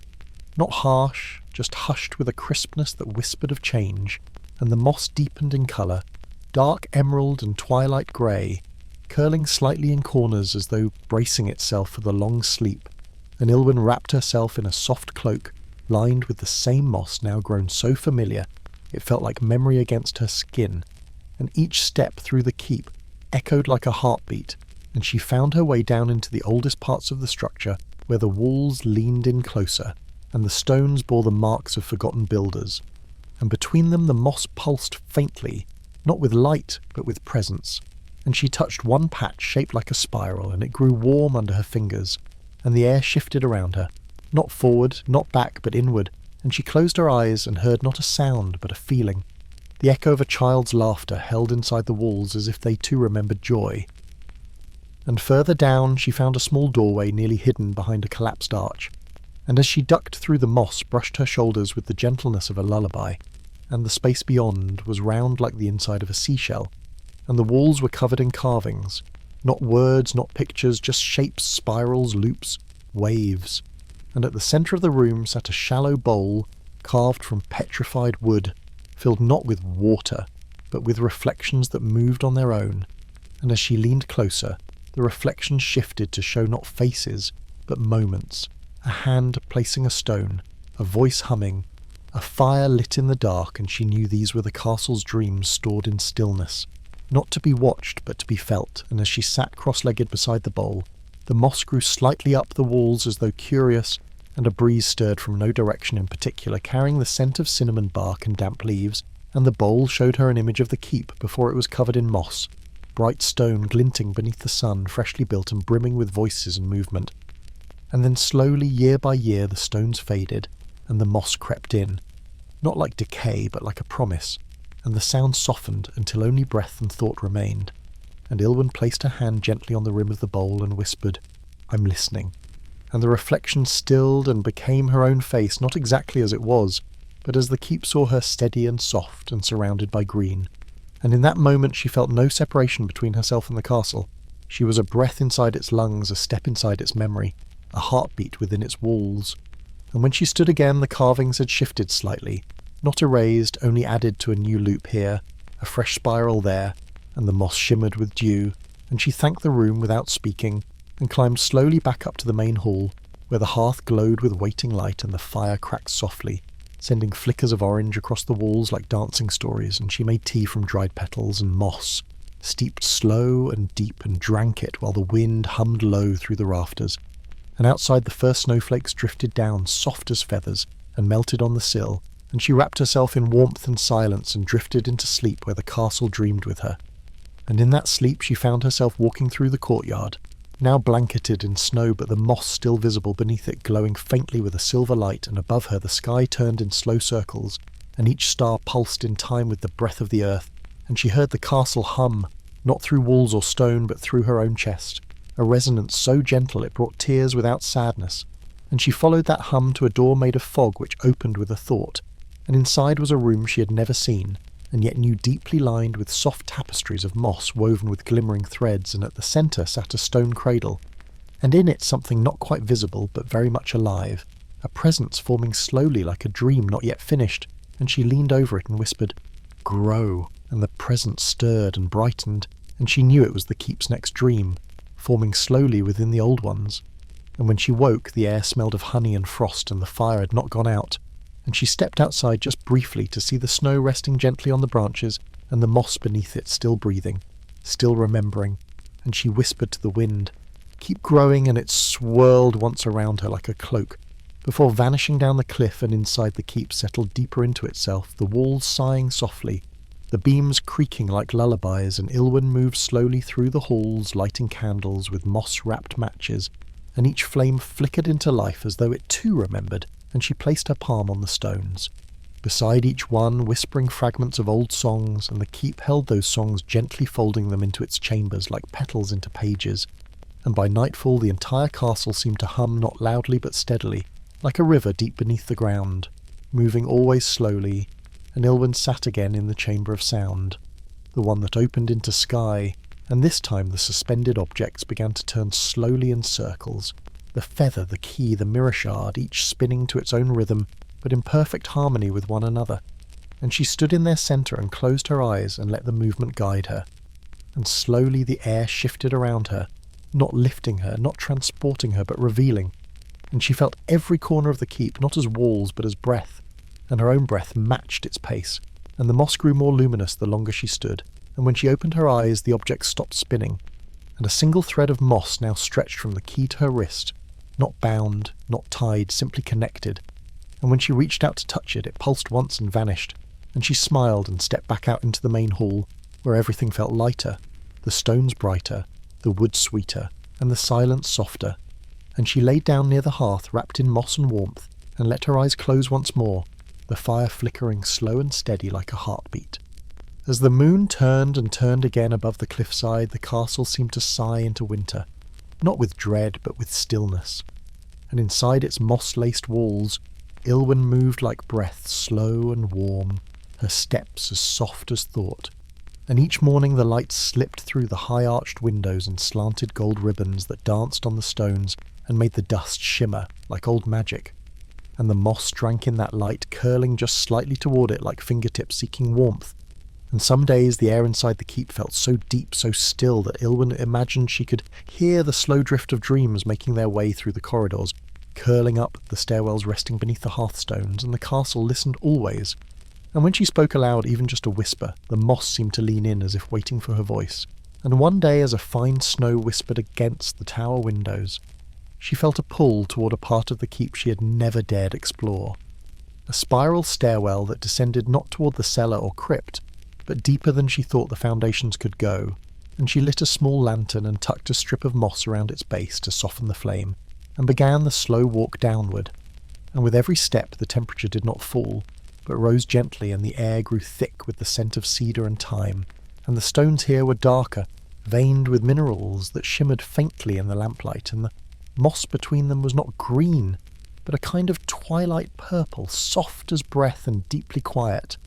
and at the bottom the stair opened into a vast round chamber shaped like the inside of a bell, and in its centre was a pool, so still it reflected the lantern perfectly, and the air hummed not loudly but deeply like a memory too old to name, and she stepped forward and knelt by the pool, and for a moment nothing moved, and then the surface rippled and revealed not images, but emotions, warm tendrils of memory that wrapped around her thoughts and whispered of things long buried, a child waiting for a parent who never returned,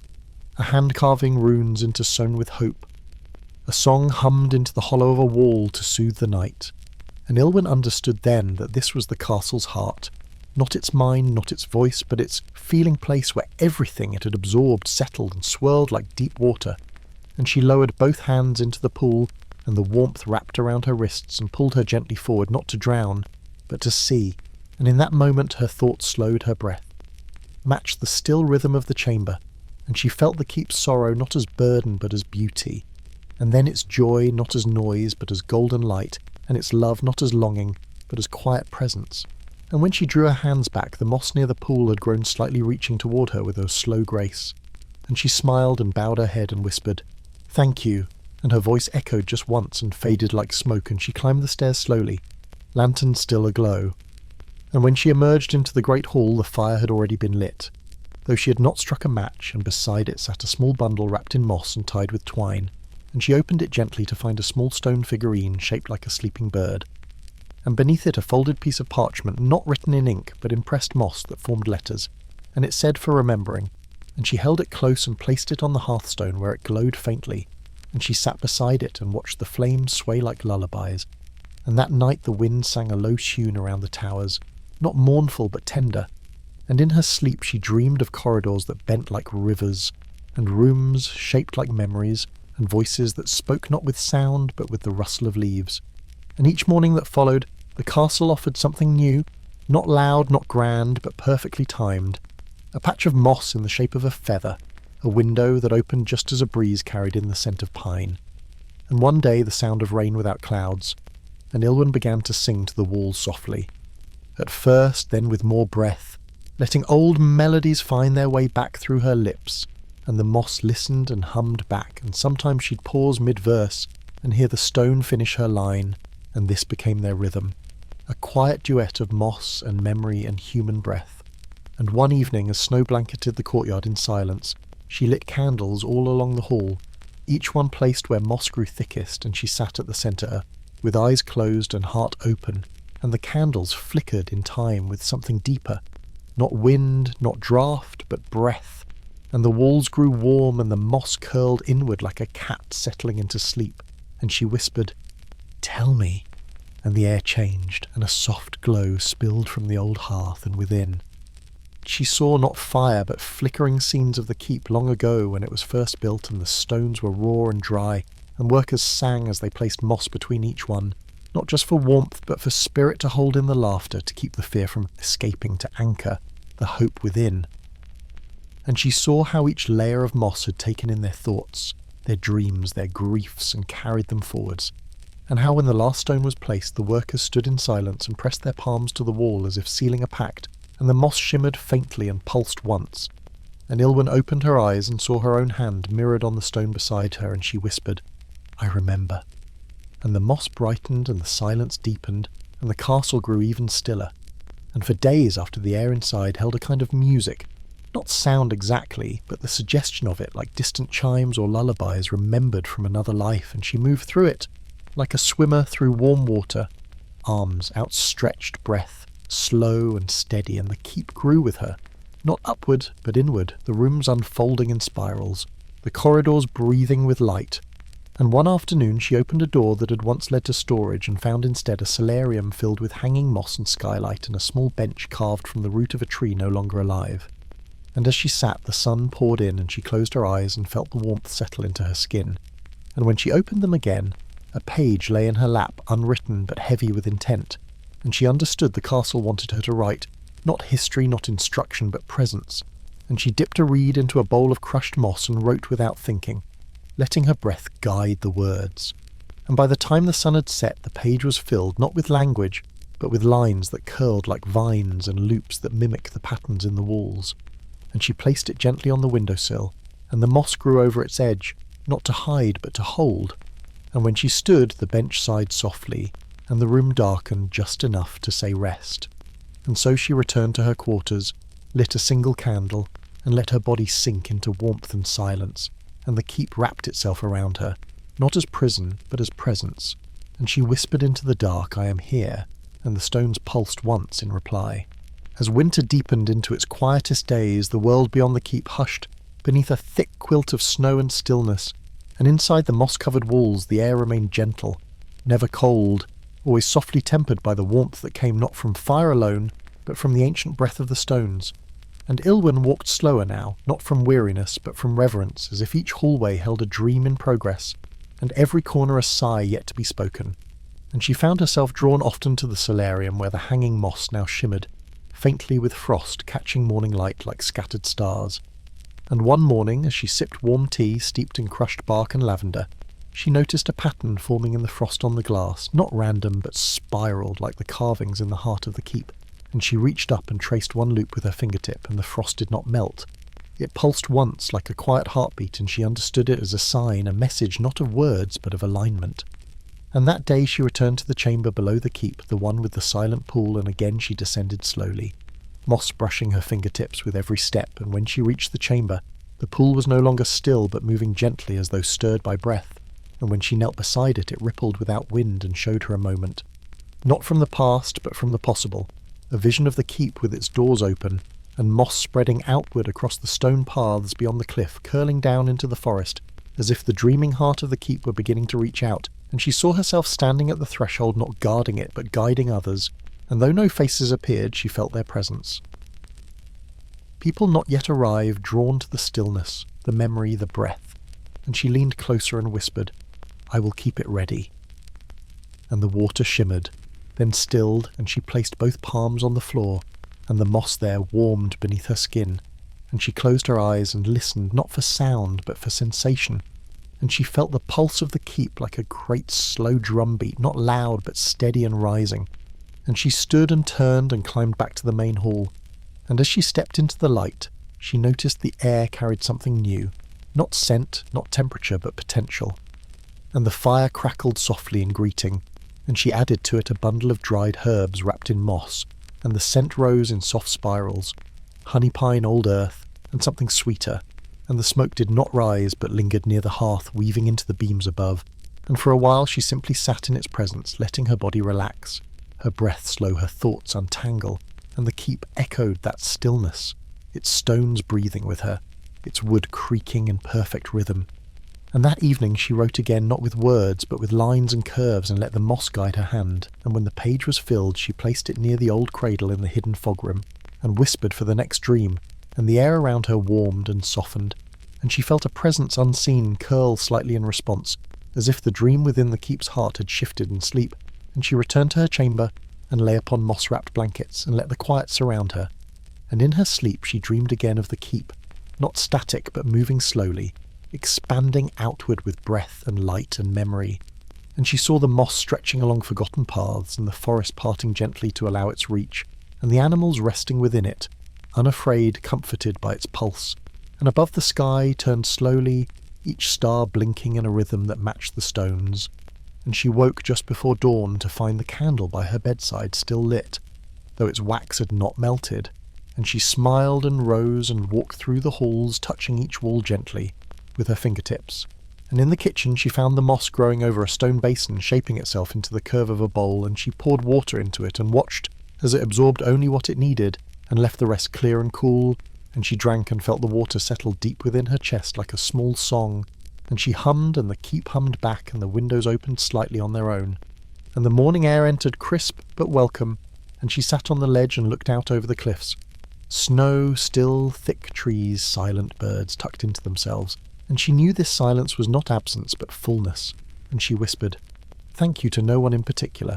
and the wind responded with a single soft gust that stirred the moss, and then vanished, and later that day she walked the path to the outer wall, where an old watchtower leaned slightly from age, and moss covered it completely. Even its arrow slits were threaded with green, and she stepped inside and felt the space expand not physically, but in presence, and she climbed the narrow stairs to the top where once scouts had watched for danger, and now only sky remained, and as she reached the top the moss here pulsed beneath her feet, and she looked out across the land and saw not snow and trees alone, but threads of presence invisible, but felt stretching from the keep outward like veins of memory. And she understood then the moss was not merely decoration or insulation, It was the breath of the castle woven into the earth, reaching for those who needed to be held. And she stood in silence, letting the air circle her, and then slowly descended. And when she returned to the main hall, the figurine of the sleeping bird had moved just slightly, its head now tilted as if listening, and she knelt beside it and whispered,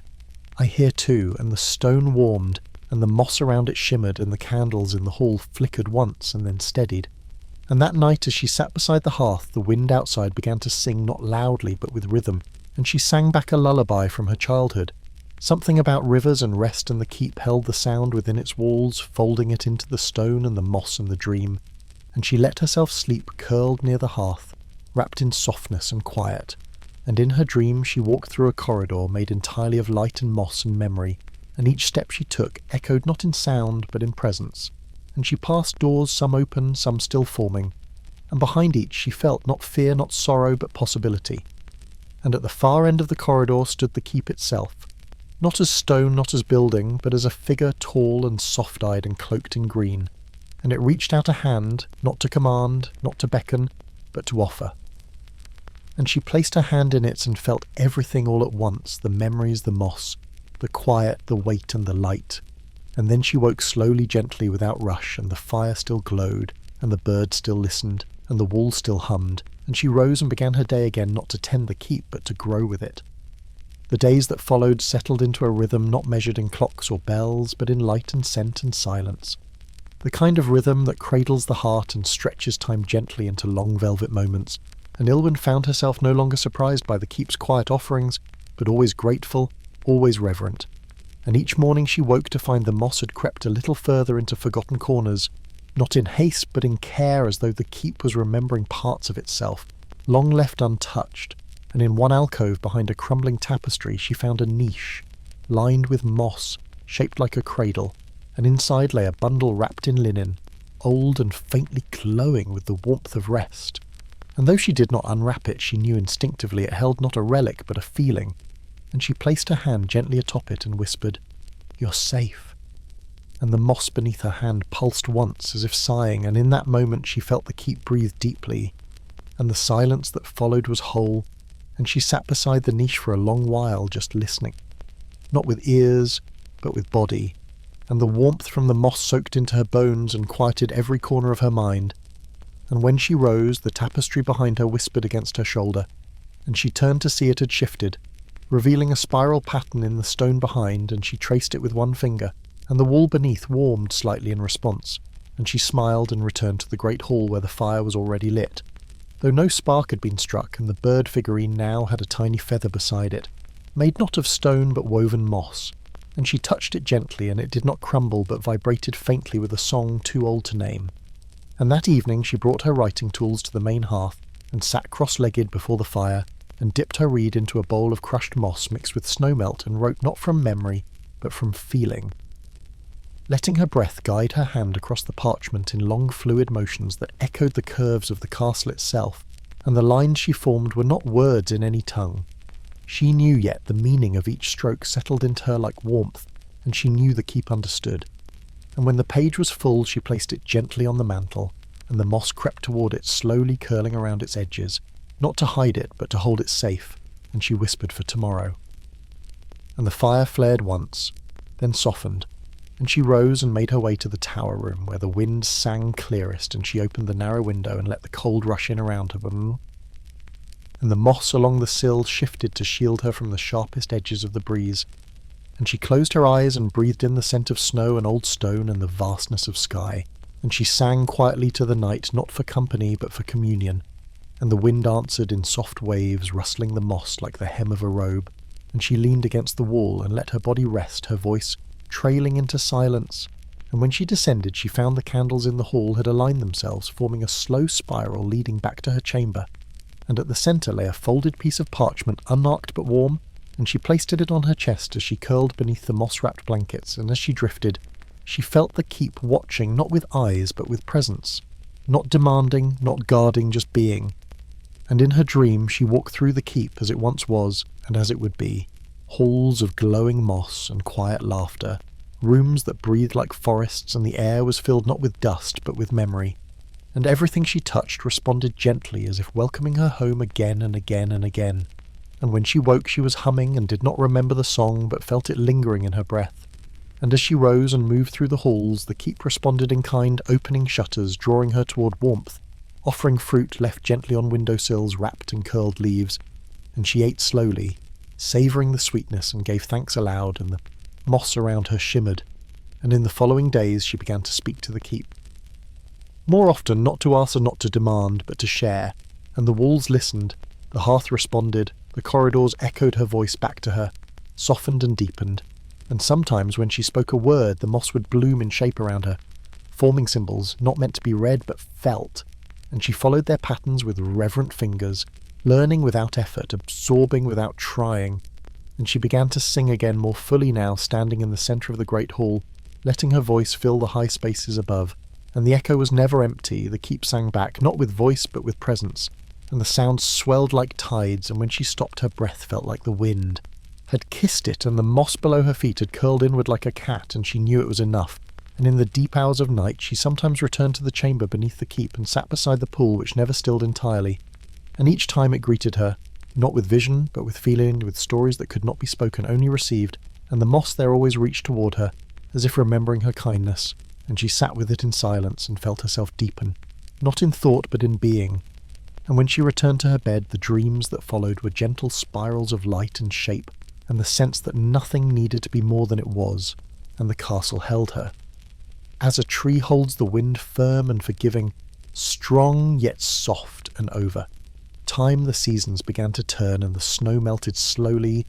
and the moss outside began to stretch again, reaching out over stones and roots and branches, and Ilwyn watched it with a sense of joy, quiet and whole. And one day she stepped outside beyond the threshold of the keep, and the moss grew ahead of her. Each step laid down a path of green, curling forward as if knowing exactly where her foot would land, and she walked slowly through the forest, never losing sight of the tower. And the air was cool and dappled with early light, and the birds had begun to sing, and the moss reached even further now, up trunks around rocks into hollow logs, and everything it touched pulsed once, then settled. And she knew it was not spreading, it was remembering, and she whispered to the trees, "She's awake again." And the wind stirred the branches in soft reply, and after a time she turned and walked back to the keep, the moss guiding her home. And when she reached the door, the stones shifted slightly in welcome, not loud, not sudden, just enough, and she stepped inside and breathed, and the air wrapped around her like a shawl, and the candles lit themselves one by one, and she smiled and knew she had become part of the keep, not as its keeper, but as its kin. The days moved forward with no need for names, no need for counting, and Ilwyn no longer marked time by sun or moon, but by the gentle changes in the moss, the way it thickened along the corners of stone benches, the way it climbed slowly up the spiralled columns in the atrium, always soft, never hurrying, never loud. And she moved through it as one might walk a familiar dream, every step guided not by decision but by trust. And in the mornings she would sit by the east-facing arch and listen to the breeze come in, not through a window, but through the open bones of the keep itself, which had begun to breathe more openly as if unafraid of its own age. And Ilwyn would sip a tea made from leaves that grew now in shallow bowls of moss on the shelves above the hearth, fragrant and delicate and new, and she would hum as she drank, not for music but for harmony, and the keep would echo back to her in the creak of beams, the shift of floorboards, the sigh of air that curled around her ankles like a slow cat, and sometimes she would find objects move but never misplaced, a page turned to reveal a new spiral, a stone gently rotated to catch light, a cup newly filled and always warm, and she never questioned how or why, only thanked the keep with her breath, her touch, her presence. And one evening, while the stars bloomed cold and wide above the cliff, she walked out to the outer ring of stone where the original builders had shaped the viewing circle, and the moss here had grown thick, almost like velvet lining, each slab and stone with a careful softness. And she lay down there not for sleep but for communion, and stared up into the black sky, pricked with silver, and the stars did not twinkle. They pulsed slowly like hearts, and she felt them above her, not as distant things, but as great slow eyes, patient and kind, and her breath aligned with them in rhythm, and the cold never reached her, and the moss below her back stayed warm, and she whispered, "I am here," and the night replied, "We see." And when she returned to the central hall, the fire had arranged itself not in flickers but in waves, and her shadow danced with slow certainty along the walls, And in that moment she realised that the keep was no longer responding to her, but creating with her, that it had become not a space she lived in, but a presence she lived with, and every corner of stone, every inch of moss, every breath of still air carried awareness. Not like a mind, not like a spirit, but like something older than either, something vast and listening, and quietly joyful. And Ilwyn stepped to the writing table and laid down fresh parchment, and instead of drawing or writing, she placed her hand flat against the surface and simply breathed. And when she lifted her palm, the page held the imprint, not of her skin, but of the keep's spiral, soft and green, as if inked in moss, and she smiled and folded it carefully and placed it above the mantel, and the bird figurine turned its head toward her, slightly in approval, and the feather beside it unfurled one more line, and she whispered, "Thank you." And in the stillness that followed, she heard something small and new, a rustle not of leaves, not of footsteps, but of something being born. And she followed it through the halls, down a curved stairwell newly revealed, and into a room she had never seen. A small space round and low, with the walls thickly wrapped in moss, and in the centre lay a pool, not of water but of light, and it glowed softly golden and gentle, and Ilwyn knelt beside it, and saw not her reflection, but a child not yet named sleeping peacefully within the glow, and the moss around it pulsed in rhythm, and she did not speak, she only listened, and as she listened the glow curled slightly upward into her chest and filled her with a quiet joy so deep it almost hurt, and she placed her hand on the edge of the pool, and the light did not move away, but wrapped around her fingers like a thread and tied itself to her, and she knew then that the keep was dreaming again, not of itself, but of what could be, and this child within the glow was not of her, nor of time, but of memory and peace and breath. And Ilwyn leaned forward and kissed the air above the pool, and the glow shimmered once, then settled, and she stood slowly and turned back toward the hall. And as she walked, she felt the spiral not beneath her feet, but within her chest, circling quietly like a heartbeat. And when she reached the hearth, the fire leaned gently toward her, and the warmth filled her spine, and the moss by the stairs had begun to blossom with tiny pale flowers, not with scent but with presence, and she touched one, and it folded gently around her finger, and released a sense not of memory but of promise, and she sat near the fire with her hands open, palms up, and let herself rest, and the keep rested with her. And when the wind outside called to the shutters, they did not close but opened wider, letting the sound in like a lullaby, and Ilwyn hummed to it, her voice low and soft, a thread woven into the breath of the room and the stones and the moss. And as the night deepened, the keep folded itself more tightly around her, not to shield, not to trap, but to cradle, and the air grew warmer, not with heat but with belonging,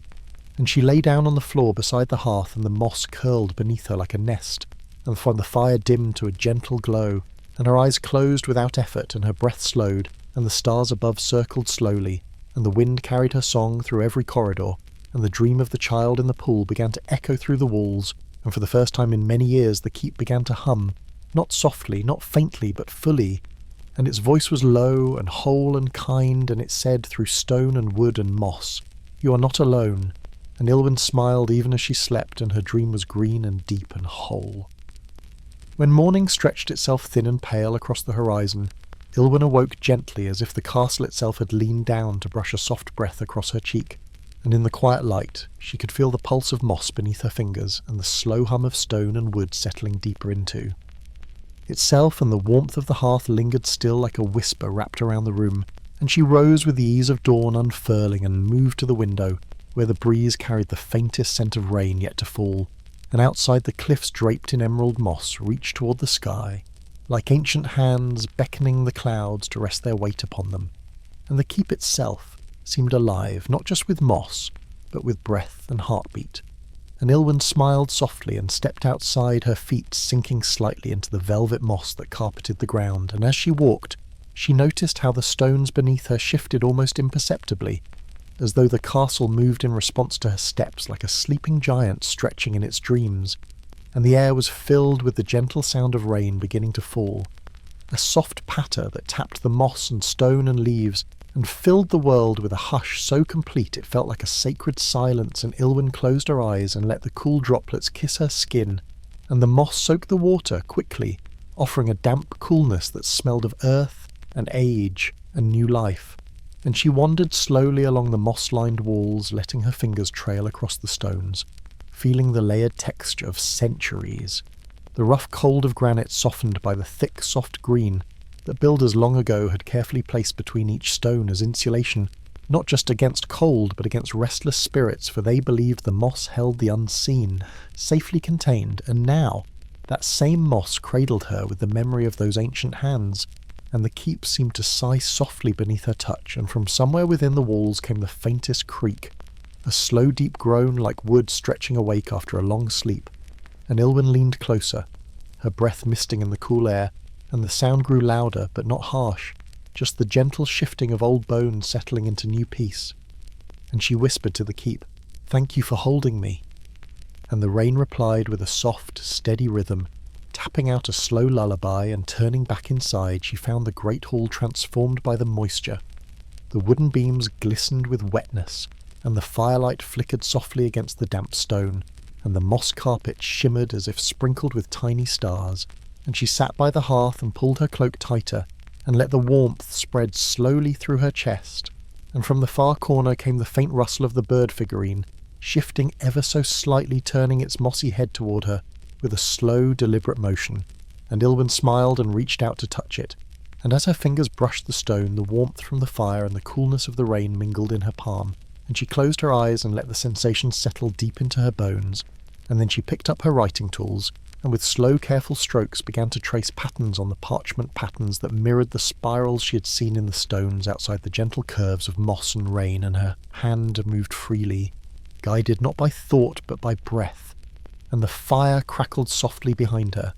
the sound like a whispered story shared between old friends, and the moss beneath her chair seemed to pulse faintly with life as if the keep itself was listening and learning, and the rain outside continued its gentle song, and the wind stirred the moss on the windowsill, creating a soft rustling that filled the room with quiet music. And as the night deepened, Ilwyn set aside her writing and rose slowly and walked to the tower room, where the windows were tall and narrow, and the rain drummed a slow, steady beat against the glass, and she opened one pane just a little, and the fresh air rushed in, carrying the scent of wet stone and green earth, and the sound of the rain mingled with the creak of the old wood, and the distant call of an owl.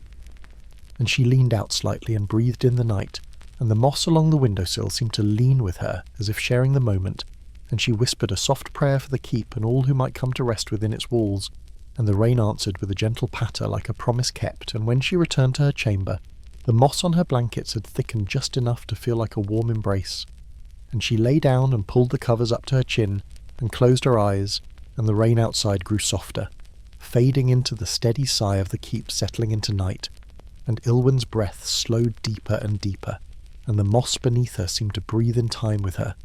and in her dreams the castle stretched wide and green and alive, and she walked through endless halls carpeted in moss and rain and light, and the keep whispered secrets of ancient builders and forgotten songs, and the feeling that she was part of something larger, something old and kind and strong, and when the morning came the rain had stopped, and the world was fresh, washed clean, and the moss sparkled with tiny droplets like stars fallen to earth. And Ilwyn stepped outside again, and the castle greeted her with the soft shifting of stones and the gentle rustle of moss reaching toward her.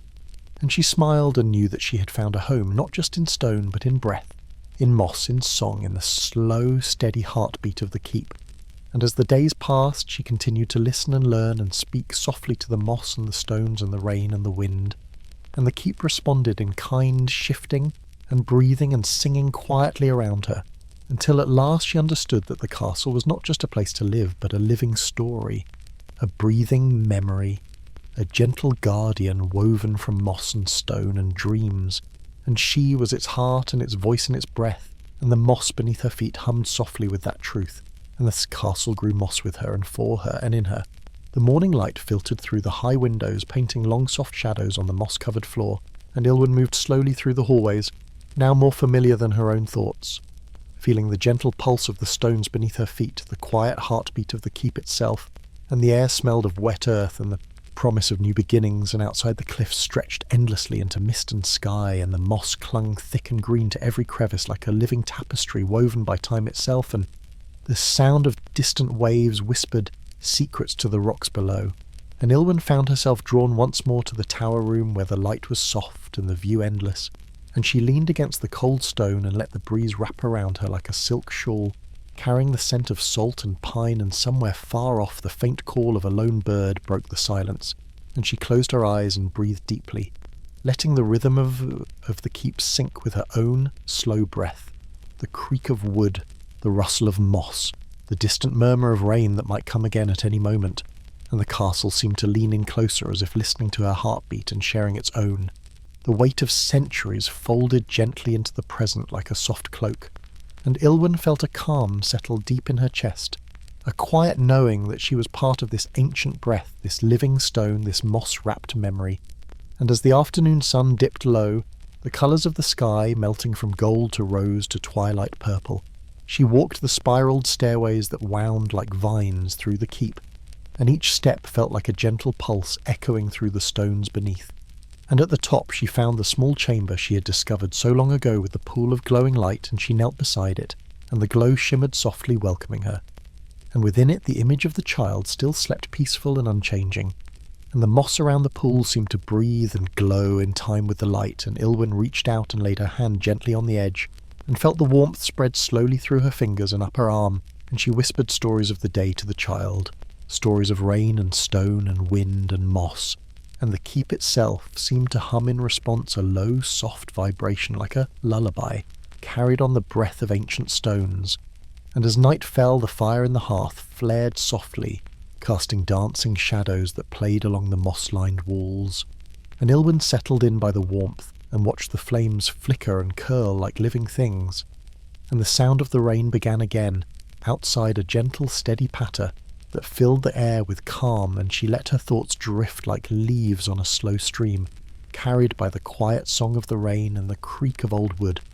and the whisper of moss shifting in the dark, and she felt herself melting into the moment, the castle breathing around her like a living heart, and the moss growing beneath her like soft green waves. And as sleep called her gently, she closed her eyes, and the castle sang softly, a song older than time, a melody made of stone and moss and dreams and the breath of wind through ancient halls. And she drifted deeper and deeper until she became part of the story itself, a thread woven into the fabric of the keep, a living note in its endless song. And when the dawn finally came, it was soft and slow, and the moss shimmered with dew like 1,000 tiny stars. And Ilwyn rose with the light and stepped outside, and the world felt new and old all at once. And the keep shifted slightly beneath her feet, a slow, gentle movement like a sigh of contentment, and she smiled, and knew the castle that grew moss was alive in every sense, not just stone and wood, but breath and memory and dream, and she was forever part of its quiet song, its endless spiral of green and stone and with. That thought, she walked back inside the keep, and the moss whispered beneath her steps, and the stones held her close, and the castle breathed softly with her, and she was home. The last light of day slipped slowly beyond the cliffs, and the moss on the castle walls deepened in colour, as if drawing the evening close like a soft velvet curtain. And Ilwyn moved quietly through the great hall where shadows lengthened, and the scent of damp earth and ancient stone wrapped around her like a familiar song. And the hearth fire flickered low, casting warm orange glows that danced with the green moss clinging to the walls. And the air was alive with the gentle creak of wood settling into night, and the whisper of leaves outside stirred by a soft breeze, carrying the faint promise of rain again soon. And she found herself drawn to the quiet chamber with the glowing pool, where the light shimmered gently as if breathing, and the child within dreamed in endless peace, and the moss around the pool pulsed with a Sioux rhythm, matching the steady beat of her own heart. And Ilwyn knelt and laid her hand on the soft edge, and the warmth spread like a tide through her veins, filling her with a deep calm, and she whispered words not meant for sound but for memory, stories of stone and rain and moss, and time folding gently into itself like the petals of a flower opening, slow and sure. And the castle answered with a soft hum, a song older than language, a melody woven from breath and stone and moss, and the pulse of wind through the halls. And as she rose, the fire in the hearth flared softly, welcoming her back into the fold of warmth and comfort.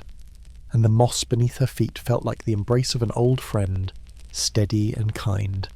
And as the night deepened, the rain began again, outside a steady, gentle patter that filled the keep with a soothing rhythm. And Ilwyn wrapped herself in her cloak and settled by the hearth, her fingers tracing the patterns of moss on the stones beside her. and the castle breathed around her, a living thing, old and wise and kind, and as sleep tugged softly at her eyelids, she closed them and let the steady song of rain and fire and moss carry her away into dreams that wove her deep into the heart of the castle, where stone and moss and breath and time spun together in endless spirals, and she became part of that spiral, a single thread in the living tapestry of the keep, a quiet presence held safe and cherished, and the moss grew thick and green beneath her, and the castle sighed softly in the night, a slow deep sound full of peace and welcome and belonging, and when morning came the light was pale and gentle, and the moss shimmered with dew like a sea of tiny stars, and Ilwyn awoke feeling the pulse of the castle beneath her skin, and the breath of the keep wrapped softly around her like a warm shawl, and she stepped outside and the cliffs stretched endlessly into mist and sky, and the moss clung thick and green to every stone and corner, like a soft blanket woven by time itself, and the world felt wide and full of promise, and she smiled, knowing she was part of something vast and old and alive, and the castle that grew moss was not just a place but a living story, breathing slowly with every breath she took. And as she walked back inside, the stones shifted gently beneath her feet like a heartbeat, keeping time with hers, and the moss whispered softly around her like a secret shared between friends. And Ilwyn closed her eyes and breathed deeply, and in that breath she found home not just in stone or moss, but in the quiet, endless spiral of green and stone and dreams and time, and she was at peace with the keep, and the keep was at peace with her, and the castle grew moss with her and for her and in her, and the story of the castle that grew, moss lived on forever, like the soft, steady rhythm of rain falling on ancient stones, and the gentle pulse of life breathed slowly beneath the mossy stones. And as the world turned and the days folded into nights, Ilwyn's quiet song joined that endless melody, a part of the living castle, a voice in the slow peaceful song of moss and stone and breath and time, and the castle breathed softly on into forever good night, dear.